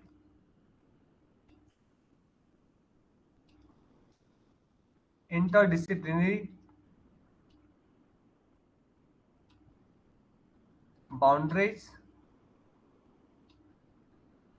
और पार्टिकुलरिज्म। इनमें से कौन सा एक फीचर नहीं है स्ट्रक्चरल फंक्शनल अप्रोच का? कॉम्प्रिहेंसिवनेस, इंटरडिसिप्लिनरी, बाउंड्रीज या पार्टिकुलरिज्म?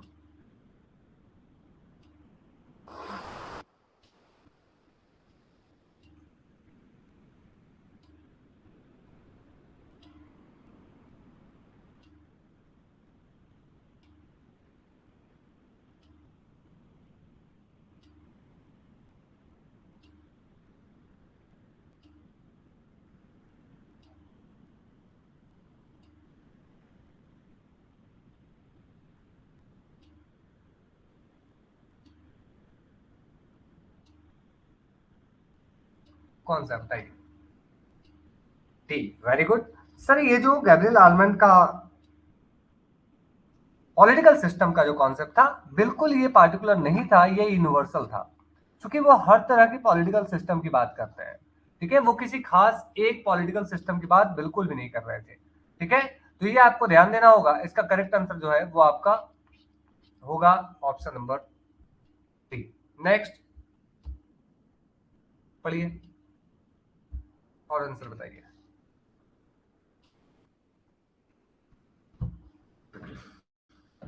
चलिए आप लोग कमेंट कर दीजिए अब आंसर, क्योंकि आप जल्दी जल्दी करते हैं, ठीक है, ढेर सारे क्वेश्चन है तो रिवीजन भी करेंगे। आप कमेंट कर आंसर कर दीजिए, मैं आपको कमेंट प्राइवेट कर देता हूँ, ठीक है, कोई इशू नहीं। चलिए मैंने आपका कमेंट प्राइवेट कर दिया है, so you can comment now.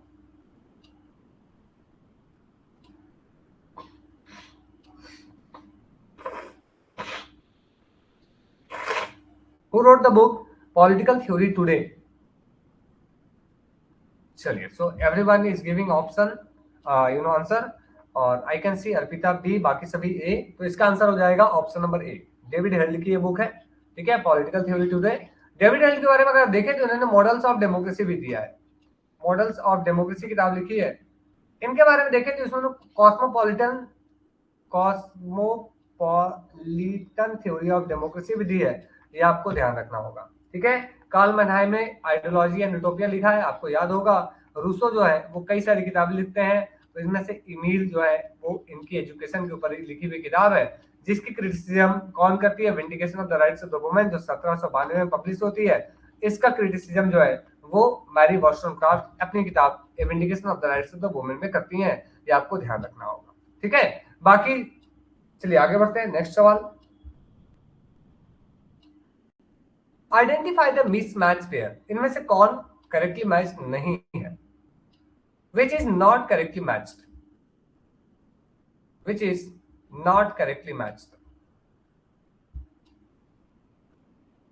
Which is not correctly matched.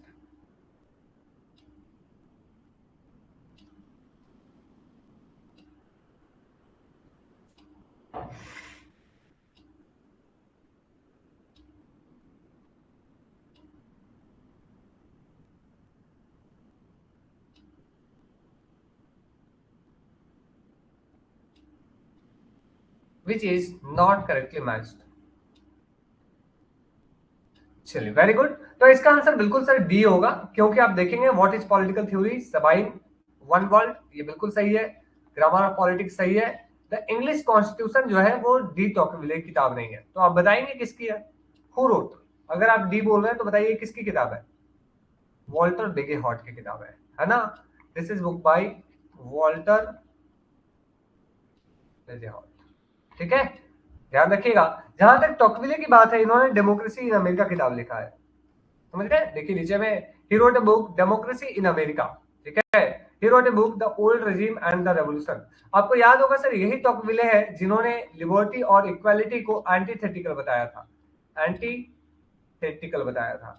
यही टॉकविले है जो टिरनी ऑफ मेजोरिटी की बात करते हैं, टेरनी ऑफ मेजोरिटी की बात करते हैं। कहां पर सर, तो अमेरिका में।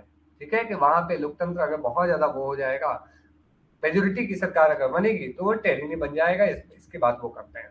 ठीक है, चलिए नेक्स्ट सवाल पढ़िए सर,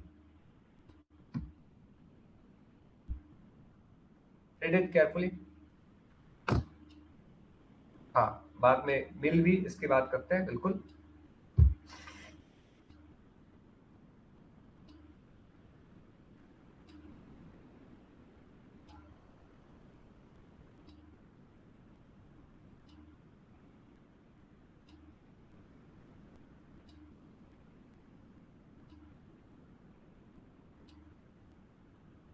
बताइए क्या होगा इसका आंसर, पढ़िए ध्यान से।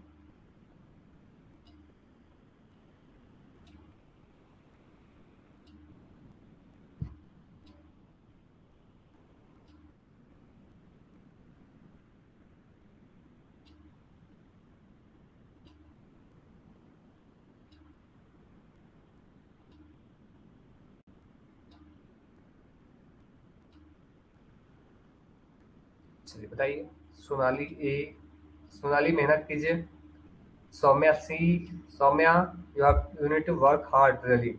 ठीक है, तो इसका आंसर जो है अर्पिता डी दे रहे हैं। Arpita, according to you absolutism believe that humans can discover universal truth through their own reasoning, तो सही है ना।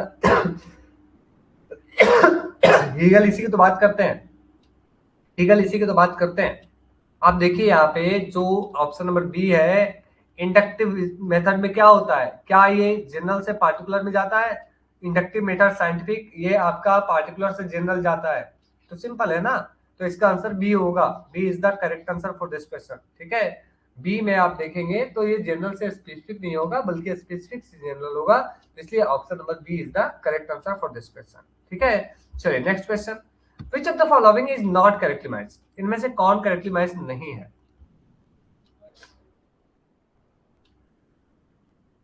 विच इज नॉट करेक्टली मैच, बताइए कौन करेक्टली मैच नहीं है,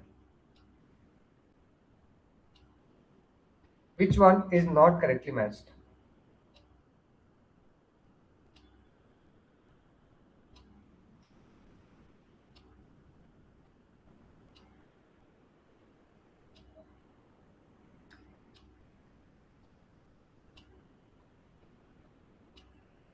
चलिए वेरी गुड सर, इसका आंसर ए हो जाएगा बिल्कुल, क्योंकि थ्योरी ऑफ फॉल्सिफिकेशन की जो बात है वो कार्ल मार्क्स नहीं करते बल्कि कार्ल पॉपर करते हैं। ठीक है, कार्ल पॉपर जो है इसकी बात करते हैं। This is the correct answer, so A is the correct answer. बाकी आइडियोलॉजिकल रिडक्शनिज्म बियॉन्ड आइडियोलॉजी किताब लिखते हैं दांते जर्मिनो, आपको याद होगा। लॉजिकल पॉजिटिविज्म तुरंत हमने वियना सर्कल पढ़ा है, मॉरिस सेलिक। और लेजिटिमेशन क्राइसिस आइडियलिस्ट सिचुएशन। ठीक है, आप देखते हैं second generation of you know Frankfurt school. ठीक है, तो इसमें आप हैबरमास का कॉन्सेप्ट देखने को मिलता है। ठीक है, तो ये ध्यान रखिएगा। नेक्स्ट सवाल, किसने किताब लिखा democracy and illusion? Come on first, who wrote the book democracy and illusion? Who wrote democracy and illusion?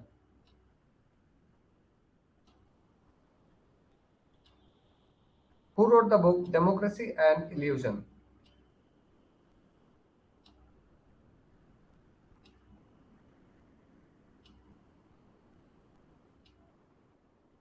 चलिए वेरी गुड, तो इसका करेक्ट आंसर जो है वो डी नहीं है, इसका आंसर बी भी नहीं है, इसका आंसर ए है। जॉन पालमाज जो है वो इसकी बात करते हैं, डेमोक्रेसी एंड इल्यूजन इनकी किताब है, ये ध्यान रखिएगा। This is very important, option number A is the correct answer. चलिए, तो जब यहां तक पहुंच गया तो कुछ दो चार एक्स्ट्रा सवाल कर लेते हैं। ठीक है, बताइएगा इनमें से कौन सा करेक्टली मैच नहीं है, which is not correctly match. ठीक है, नॉट करेक्टली मैच। तो कारगिल वॉर 1998, लाहौर बस डिप्लोमेसी 1999, पुलवामा 2019 और उरी अटैक 2016। इनमें से कौन करेक्टली मैच नहीं है, which is not correctly match? कौन करेक्टली मैच नहीं है?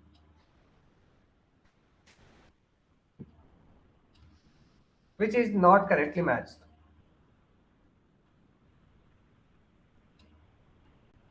चलिए, एक दिलचस्प क्वेश्चन है, एक दिलचस्प किताब है, उसका मैं नाम पूछ रहा हूं आपसे।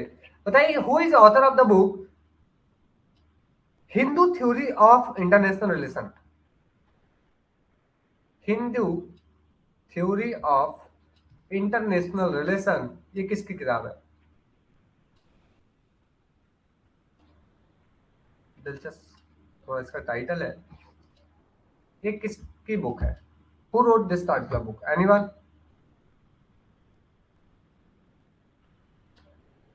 ये अमेरिकन पॉलिटिकल साइंस रिव्यू में ये पब्लिश होता है, एक आर्टिकल ग्रुप में भी बात पहले। ठीक है, फिर देखने को मिलता है कि किसने लिखा। आर्टिकल है एक्चुअली। ठीक है, दिस इज आर्टिकल।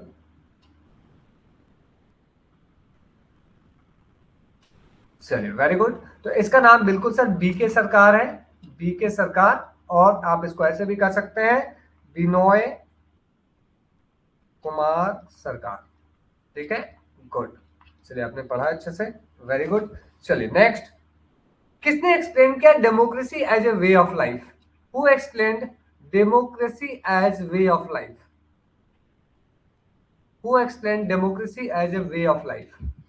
किसने एक्सप्लेन किया democracy as a way of life? बिल्कुल पीवाई क्यों है आपका। Democracy as a way of life, who explain democracy as a way of life?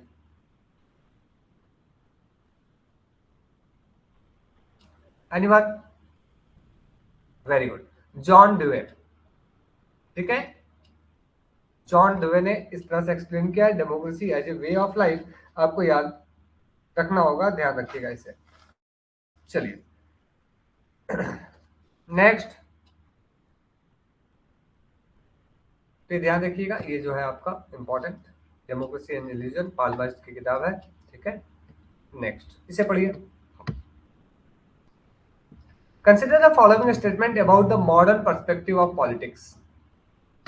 आधुनिक राजनीति के बारे में आप बताइए, इनमें से कौन सा स्टेटमेंट सही है? रीड इट केयरफुली, ध्यान से पढ़िए।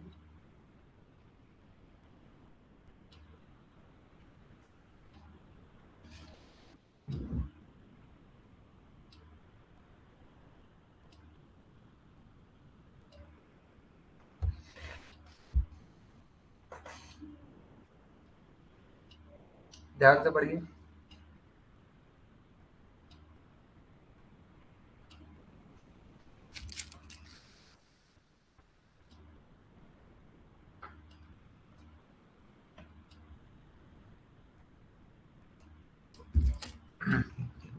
ओके, सो सोनाली, मनीषा, उपासना, बाकी सभी बताएं।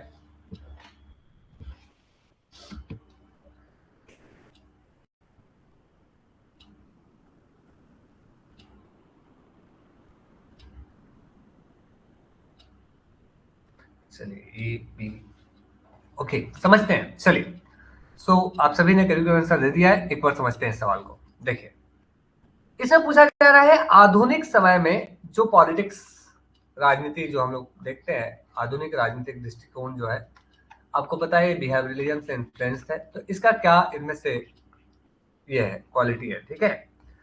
पहला, it is a value neutral perspective. यह मूल निरपेक्ष दृष्टिकोण है। जो आप देखते हैं कि पॉलिटिकल साइंस को, बिहेवियरिज्म से इन्फ्लुएंस जितने भी मॉडर्न थिंकिंग है, वो स्ट्रक्चरल फंक्शनल अप्रोच, वो देखते हैं आप, इनपुट आउटपुट मॉडल, या आप देखते हैं इस तरह से जब साइंस के तौर पर इसको स्टडी की जाती है, तो बिल्कुल इसमें वैल्यू न्यूट्रलिटी की बात की जाती है। क्रमबद्ध अध्ययन तो होता ही है, यथार्थवाद पे जोर दिया ही जाता है, यानी कि जो आपका स्ट्रेस ऑन रियलिटी, रियलिज्म, इस पे जोर दिया ही जाता है, सिस्टमैटिक स्टडी होता है, ठीक है। और the modern perspective is developmental in nature, बिल्कुल ये विकास हो रहा है, तो इसका आंसर हो जाएगा ऑल द अबव। इसका जो करेक्ट आंसर है वो है ऑप्शन नंबर डी। समझ रहे हैं, सारे के सारे होंगे इसके, इसमें कोई पीछे नहीं है, ठीक है। नेक्स्ट पढ़िए इसे। नॉट करेक्टली मैच्ड, ये तो आसान सवाल है, ध्यान से पढ़िए। विच is not correctly matched, which one is not correctly matched? Come on.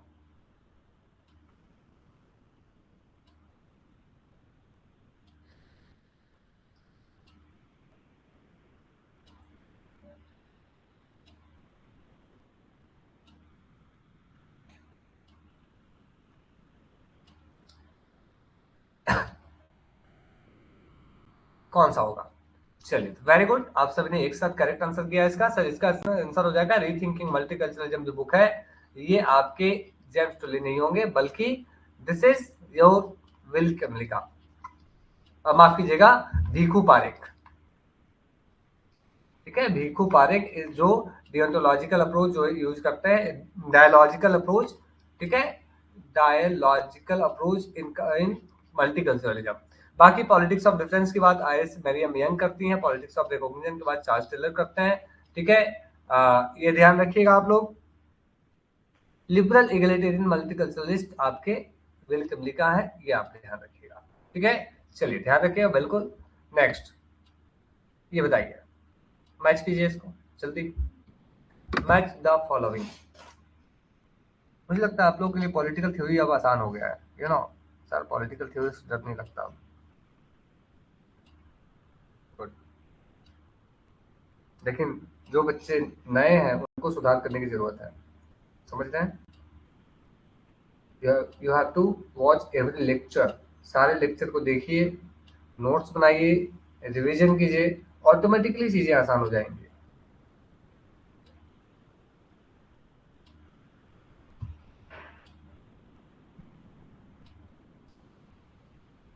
चलिए, सो बाकी सब बताएं।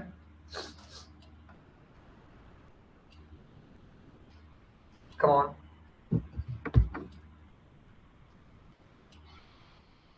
चलिए, तो ये तो आसान सवाल है ना, इसमें कुछ है ही नहीं। द सेकंड सेक्स की बुक है सर, साइमन देवियवर की बुक है। सेक्सुअल पॉलिटिक्स केट मिलेट की किताब है। पैट्रियार्कल एटीट्यूड जो है इवा फिक्स फिक्स का है, ठीक है। इवा फिक्स लिखती हैं इसको, vindication of rights of women 1792। ये किसकी बुक है सर? तो ये मैरी वॉशनक्रॉफ्ट की है। बाकी आप मैच कर लीजिए। ए का हो जाएगा बी, ए का दो, ए का दो दो, मतलब बी और डी नहीं होगा। बी का हो जाएगा तीन, बी का तीन, मतलब आपका ऑप्शन नंबर एक हो जाएगा। समझ रहे हैं, एक is one is the correct answer. Option number A is the correct answer. इतना आसान क्वेश्चन है। चलिए आगे बढ़ते हैं। बताइए, who coined the term cultural industry? हमने क्लास में डिस्कस किया था, कल्चरल इंडस्ट्री का कॉन्सेप्ट किसने दिया है? Who give the concept of cultural? Gramsci, ठीक है, हाबरमास, एडोर्नो, मार्क्स। बताइए। तो इसका करेक्ट आंसर होगा सर बिल्कुल नेगेटिव डायलेक्ट का कॉन्सेप्ट भी देते हैं थियोडोर अडोर्नो। ठीक है, कल्चरल इंडस्ट्री मतलब जैसा आपका जो पूंजीवाद होता है वो अपने देश में कल्चर को सेव करने की कोशिश करता है। ठीक है, ये समझाने की कोशिश इसके आइडिया से करते हैं, अपनी आइडिया से कल्चरल इंडस्ट्री।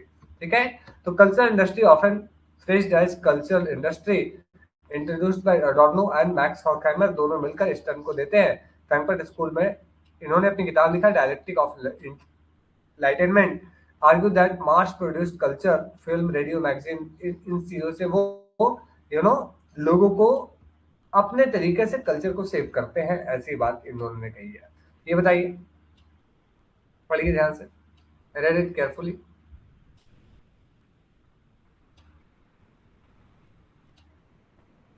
ध्यान से पढ़िए। What is political philosophy? Rationalism in politics between past and future, the pure theory of politics। बताइए क्या होगा इसका आंसर?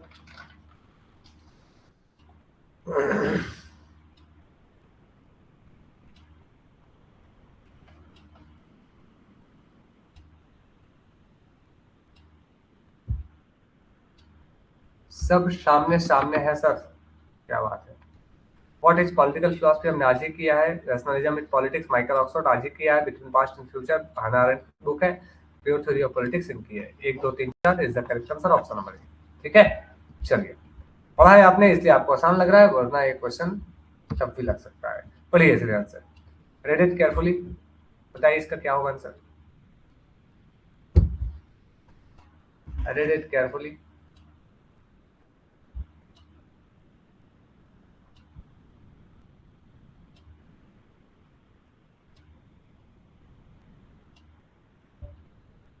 हन्ना अरेंट का जो कॉन्सेप्ट है उससे लिया गया सवाल है।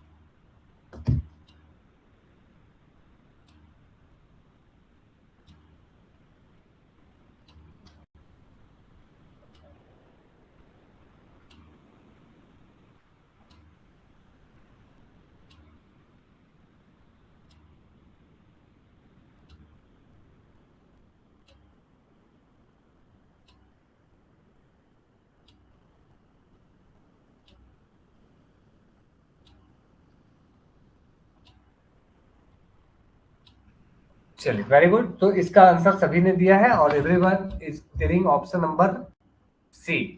Manisha is telling option number A. देखिए, तो हन्ना अरेंट को जब भी आप पढ़ेंगे तो इन्होंने 3 तरह के काम की बात की, लेबर, वर्क और एक्शन।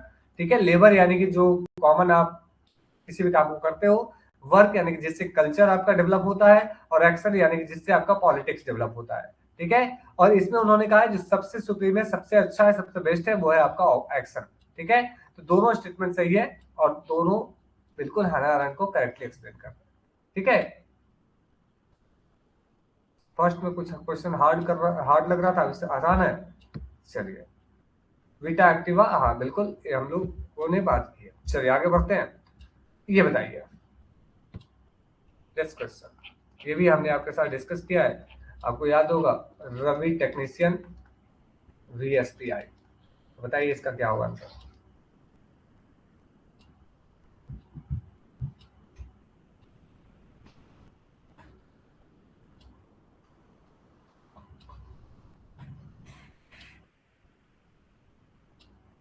क्या होगा इसका आंसर?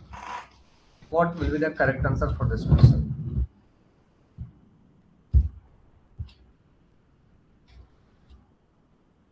किसकी बात इनमें से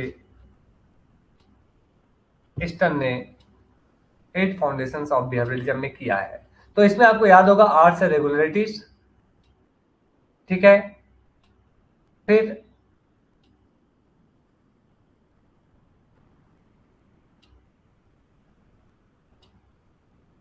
याद है सब कुछ? चलिए, आर से रेगुलरिटीज, वी से वैल्यू, टी से हो जाएगा टेक्निक। ठीक है, और क्यू से हो जाएगा क्वांटिफिकेशन, वी से हो जाएगा आपका, नहीं यहाँ पे वैल्यू नहीं था, यहाँ पे कुछ और टर्म था, यू नो। चलिए यहाँ पे करते हैं, पहले यहाँ वैल्यूज। ठीक है, यहाँ पे फिर हो जाएगा आपका सिस्टमैटिक, पी से हो जाएगा प्योर साइंस, और आई से इंटीग्रेशन। ठीक है, याद रहेगा। चलिए, हाँ यहाँ पे वेरिफिकेशन था, बिल्कुल वेरिफिकेशन। ठीक है, तो आप इसको ऐसे याद रख सकते हैं। तो इसमें रेगुलरिटीज और प्योर साइंस दोनों होगा, बाकी आपका 2 और 4 नहीं होगा, तो option number B is the correct answer. ठीक है, चलिए नेक्स्ट सवाल पढ़िए से। इनमें से कौन बिहेवियरिज्म के सपोर्टर है? Who is supporter of behaviourism? Who is supporter of behaviourism?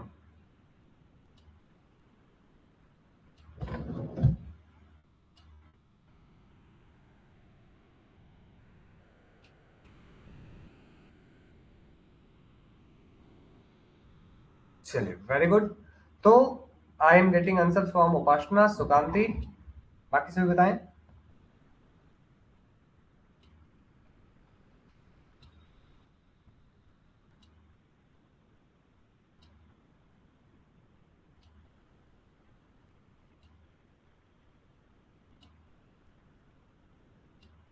चलिए, तो सौम्या ए, डी, नो।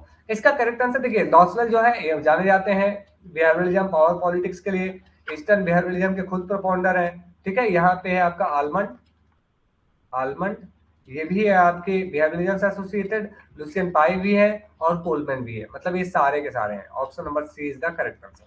ठीक है, चलिए ये बताइए, बेल्ट एंड रोड इनिशिएटिव जो है इसकी शुरुआत कब की गई थी? Belt and road initiative was started in which year? BRI project जो है चाइना का, वो स्टार्ट कब किया गया था?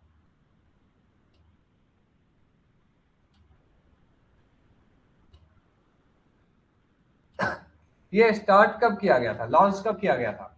2010, 2012, 2013, 2015? कब किया गया था? कब किया गया था belt and road initiative launch?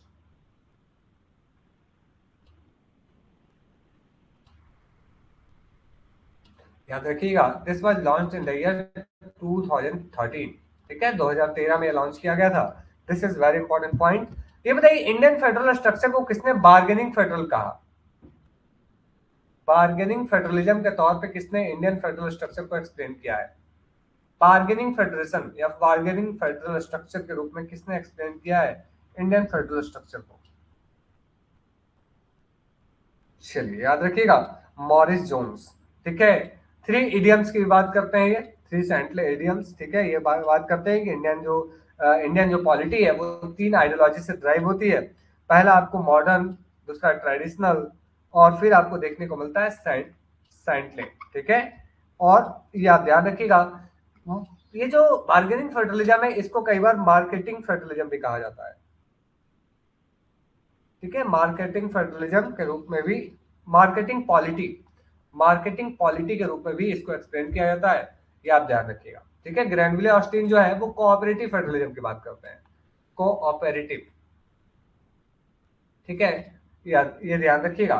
Okay, federation federation with strong centralising tendency कौन कहते हैं? Federation with strong centralising tendency, federation with strong centralising tendency, Indian federal structure को किसने federation with strong centralising tendency के रूप में एक्सप्लेन किया है? एनीवन?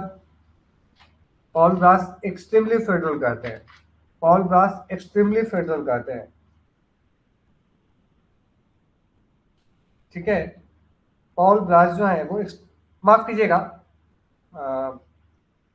एक्सट्रीमली फेडरल जो है पॉल एच अप्लाई करते हैं।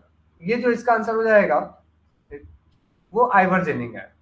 ठीक है, हाँ, एक्सट्रीमली फेडरल जो है वो पॉल एच अप्लाई कहते हैं, ध्यान रखिएगा। ठीक है, मैं देखिए, federation with strong centralising tendency, Ivoire ginning. ठीक है, एक्सट्रीमली फेडरल किसने कहा है? पाउल एच अप्लाई। ठीक है, एक्सट्रीमली फेडरल किसने कहा है? पाउल एच अप्लाई। बार्गेनिंग फेडरलिज्म हमने देखा, मॉरिस जोन्स। ये बताइए, फेडरेशन के बारे में किसने कहा है Indian federal structure is amicable federalism? Amicable federation या फेडरलिज्म, ये किसने दिया है टर्म? एमी केबल फेडरलिज्म किसने किया है? एमी केबल फेडरलिज्म किसने कहा है? Amy cable federalism.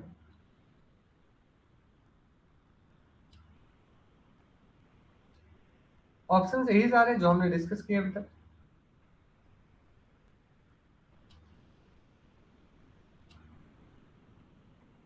मतलब जहां पे फ्रेंडलीनेस हो, जहां पे सारे जो राज्य हैं आपस में फ्रेंड के जैसे हैं।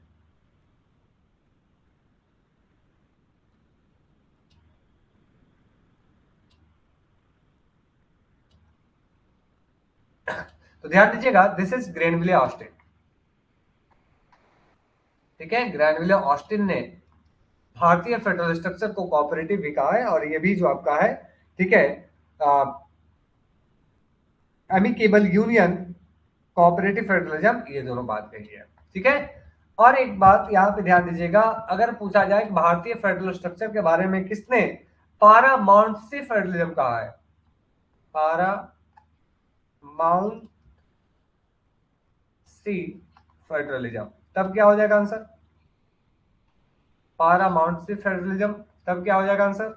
अनिवार्य, तब इसका आंसर हो जाएगा अनिवार्य, कोई बताएंगे? के संथनम।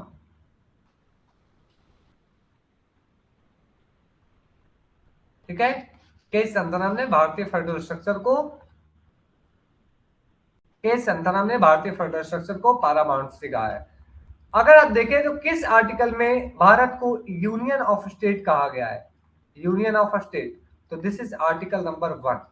ठीक है, आर्टिकल नंबर 1 में ये बात कही गई है, आपको ये ध्यान रखना है, दिस इज वेरी इंपॉर्टेंट।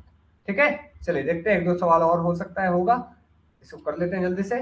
ये बताइए, विच of the following statement is not correct, इनमें से कौन सा करेक्टली मैच, मतलब कौन सा करेक्ट नहीं है? कम ऑन फास्ट, ध्यान से पढ़िएगा और आंसर कीजिएगा। India that is Bharat shall be the union of state, article number 1 में ये बात कही गई है।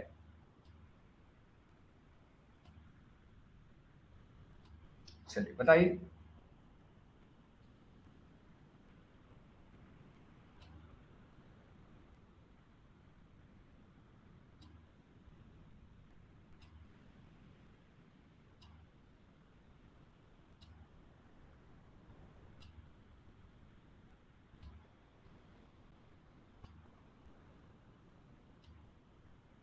ओके,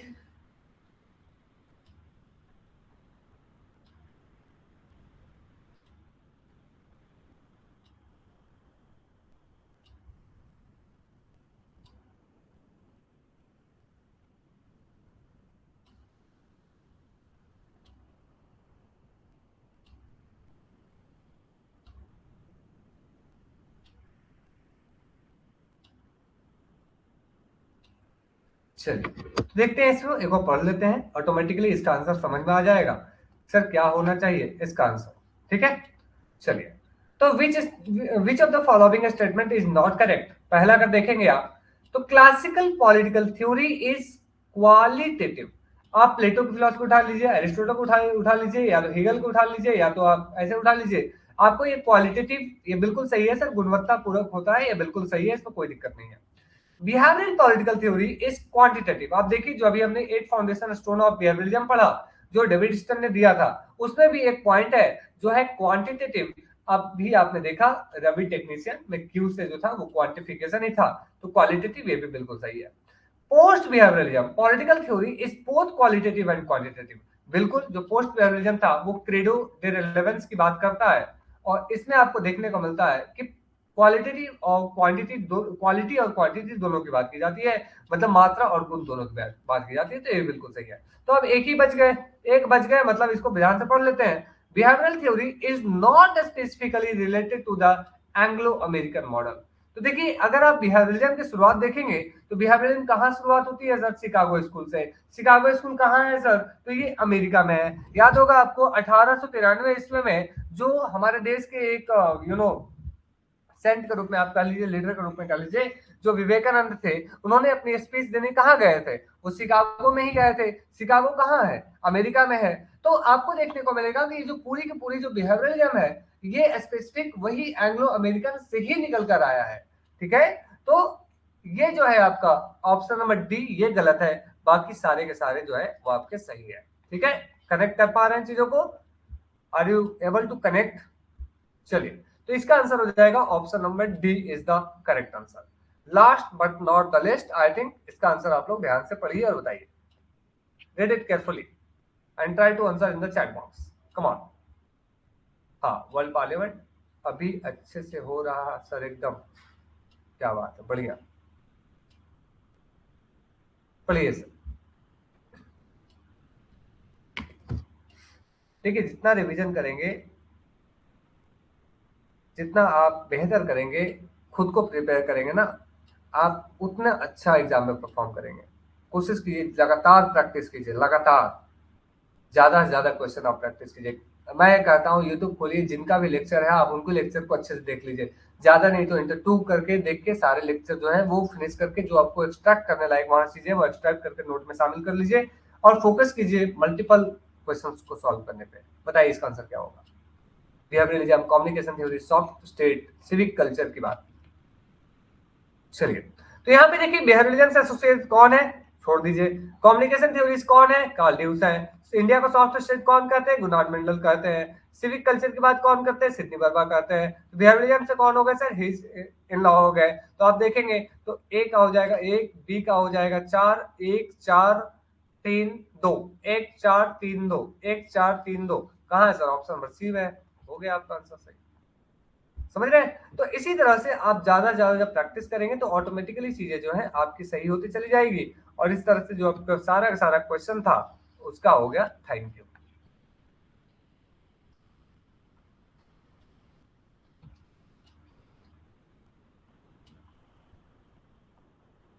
समझ रहे हैं। हाँ, एशियन ड्रामा किताब लिखा है उन्होंने, गुरनार्ड मिंडल। ठीक है, तो इस तरह से आपने देखा कि हमने आज करीब करीब टोटल 22 क्वेश्चन थे आई थिंक, बट वैसे अगर देखें तो हम लोग कई सारे question, I think more than 150 plus question हो गए होंगे। तो इस तरह से हमने सारे क्वेश्चन को प्रैक्टिस किया। हम कोशिश कर रहे हैं कि आपको बेहतर से बेहतर प्रैक्टिस मिले, क्योंकि एग्जाम से पहले अगर आप प्रैक्टिस करते हैं और रेगुलर प्रैक्टिस करते हैं तो आपके लिए काफी बेहतर होगा। ठीक है, बहुत ही जल्दी आपके ऐप में भी काफी सारे सवाल आएंगे और वहां पे अपलोड किए जाएंगे। ठीक है, तो this is all about everyone, thank you so much for connecting with me this class. कल सुबह आपकी क्लास होगी पॉलिटिकल थ्योरी की, तो please be ready with topic. I think next topic क्या है आपका, फेमिनिज्म हो गया, तो आपका नेक्स्ट टॉपिक क्या है, फेमिनिज्म तो हो गया था। मल्टीकल्चरलिज्म या पोस्ट मॉडर्निज्म, दोनों में से क्या पढ़ना चाहेंगे बताइए, किस चैप्टर को आप पढ़ना चाहेंगे, मल्टीकल्चरलिज्म या पोस्ट मॉडर्निज्म। इकोलॉजिज्म भी एक चैप्टर बचा हुआ है। हाँ, इकोलॉजिज्म भी एक चैप्टर बचा हुआ है। तो कल सुबह हम लोग इकोलॉजिज्म को कर लेते हैं, उसके बाद हम लोग बाकी कर लेंगे। ठीक है, तो मैं आपके साथ एक पीडीएफ अभी शेयर करूंगा। पोस्ट मॉडर्निज्म पढ़ेंगे, ठीक से बताइए, आप लोग कंफर्म करके बताइए ताकि मैं उसी के अकॉर्डिंग करूं। क्या पढ़ने का मन है, पोस्ट मॉडर्निज्म, ठीक है, चलिए तो डन। तो पोस्ट मॉडर्निज्म सुबह पढ़ते हैं हम लोग। आपको मैं अभी एक फाइल शेयर करूंगा पीडीएफ, आप उसको जरूर पढ़ के आइएगा। ठीक है, आपको प्रॉमिस करना होगा, पढ़ के आइए, सतर्क होके आइए और तैयार होके आइए। ठीक है, तो we will meet again in the next morning at 7 o'clock, 7 AM। So पढ़ना तो पड़ेगा, हाँ बिल्कुल पढ़ना पड़ेगा, बिल्कुल। So this is all about everyone, thank you so much for connecting with this class. Let's meet again in the next class. Keep learning, keep smiling, stay happy. इस lecture को मैं अभी यूट्यूब पे अपलोड कर दूंगा। ठीक है, I will upload on the YouTube also, ताकि बाकी काफी सारे बच्चे जो रिक्वेस्ट कर रहे थे कि सर हमें लेक्चर मिलना चाहिए, मतलब वो देखेंगे, तो मैं उनके लिए अपलोड कर दूंगा। बाकी thank you so much everyone, thank you, thank you. 7 PM पे क्लास करा दीजिए, 7 AM पे तो सुबह हो रही है, शाम की क्लास 7 बजे ही तो होती है, बट अभी होने प्रॉब्ली आपकी मंडे से होगी, है ना। देखिए 7 PM पे डेली मुश्किल है, समझ रहे हैं ना। कोशिश कीजिए ज्वाइन करने का, है ना। Thank you everyone, thank you, thank you. Keep learning, keep smiling, stay blessed, stay happy. Thank you. Saumya, आप मुझसे बात कर लीजिएगा एक बार, है ना, मैं आपके साथ देखता हूँ क्या प्रॉब्लम है। ठीक है, okay, please talk to me.